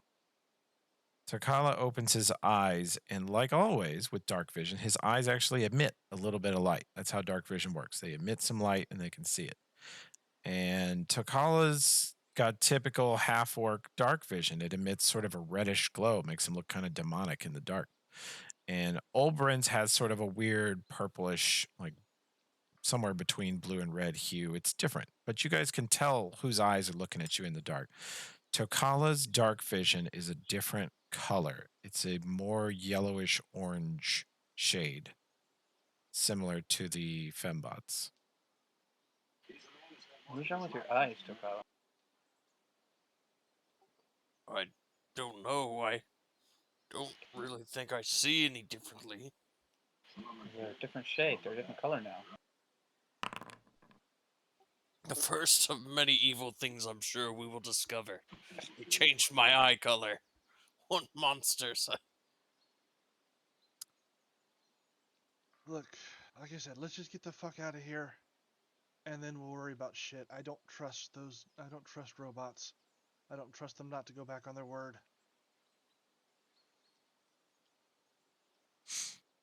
I just think that's funny. It's probably like the most like unlikely to go back on this word thing. It's all like protocol, and just like gave us over the people for free. But fuck them robots. Let's find a place, safe place for some camp, and get some rest. Okay. You guys leave the cave, head back to the woods. Mm-hmm. We are. I want to get like about an hour away. Yeah. And then find a exhausted Nomcath is paranoid Nomcath, and I want to find like a hidey hole, literally, if I can. Is your goal to get back to where you left your stuff? No, that's going to take too long. I'm exhausted. They're No, exhausted. I mean your goal for the next day or two. Yes, yes. Okay. Izuma, you described to her where, and she has a pretty good idea. And she is, you will quickly discover, even after half a day traveling with her, the most skilled tracker and wilderness person you have ever seen. And she leads you on a safe path. She picks you a brilliant spot to camp for tonight. And she will lead you safely. And with the Benoxians not currently hostile to you, and Isuma's help, I will fast forward. You guys get back to the party's stuff. You have your stuff back. Thank Took God it was nothing got into this. and Tokala perception.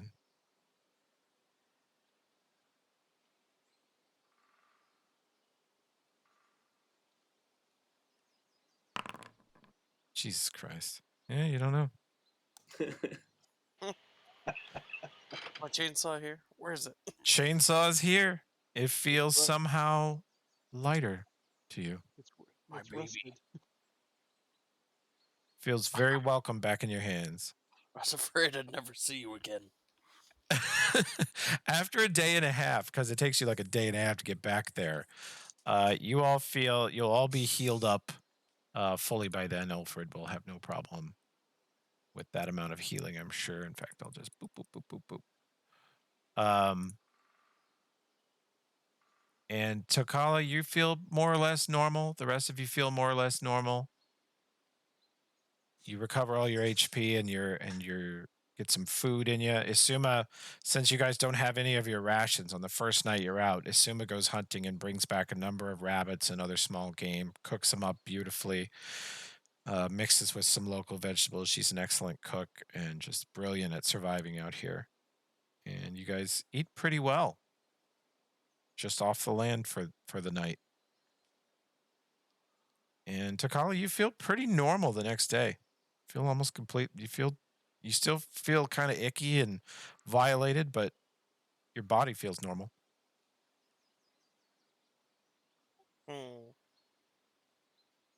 Everything's fine. Don't worry about it. No, he's like scratching at different spots, like trying. You ever like see the like crazy people who think there's something under their skin? Oh yeah. But he knows there's something under his skin. Got the What happened? psychosomatic itch. Yeah, like to the point where he's like got little spots where he's bleeding. And Ulfred's, I'm sure, trying to like slap his hands away and make him stop. Alfred, do you think you could heal this? Tokala? Yeah, Alfred, do you want a second heal check? I think you flubbed your first one in the cave. Yeah, I did. Okay. You really don't want to know, do you? Look, yeah, let me try. Let me take a look. Look, Tokala, if he had plastic surgery done, it was really good work, and you don't notice it at all. He's not like Joan Rivers, you know. It's very natural. Those breasts don't look fake at all. Okay, that would be low if I'd done that. I could have done it though. Damn. Can Krakta tell anything with the 25? He has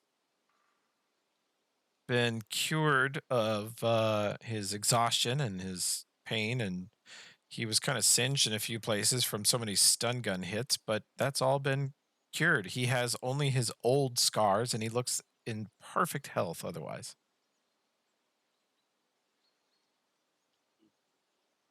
You look fine to me, I guess. I guess you're just stronger and better skin. Don't forget the eyes. They did something to them. I never could see them anyway at night. Rike Discord messages.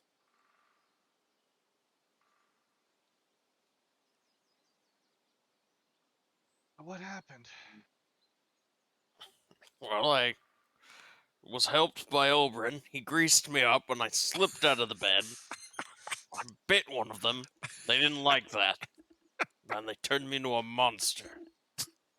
Well, you do have this here, Takala. You felt this, right? And Crocta will rub the back of your neck with the jack pull. Did you? He notice did this? stab me back there, but oh God, there's something back there. Is it Does bad? make you an? Are you an android now? Just on the back of your neck. Oh. On the back of your neck, where your neck meets the middle of your shoulders, there is, there's normally a lump of bone there, but it feels flatter and smoother than that. And the skin around it is perfectly mated up to it, like it's completely natural looking. And you almost wouldn't notice it unless you really comb over him. But it is a tiny little metal panel about an inch long and a half-inch wide. Is that? But you also said that he's got a data port, or is Yep. that what you're talking about? Yep. If you guys will figure this out. If you hold up the universal power cable to it, Yeah. you see the little slot on the back of Tokala's neck open up. And Nomcath, you've seen it before. It looks exactly like the one that was in Morgana's hand. And we've seen them on a couple of other people. Uh-huh. Like the Technical League people had that. Some of Those them other do. ones we found around here. Some of them do. So I am an android. No. I don't think think now so. you join the android cult that hates themselves. You're one of them now. I will become their leader. We are all monsters. Oh, Tokala is the Technical League spy. There's a fucking Gavrilo throwback.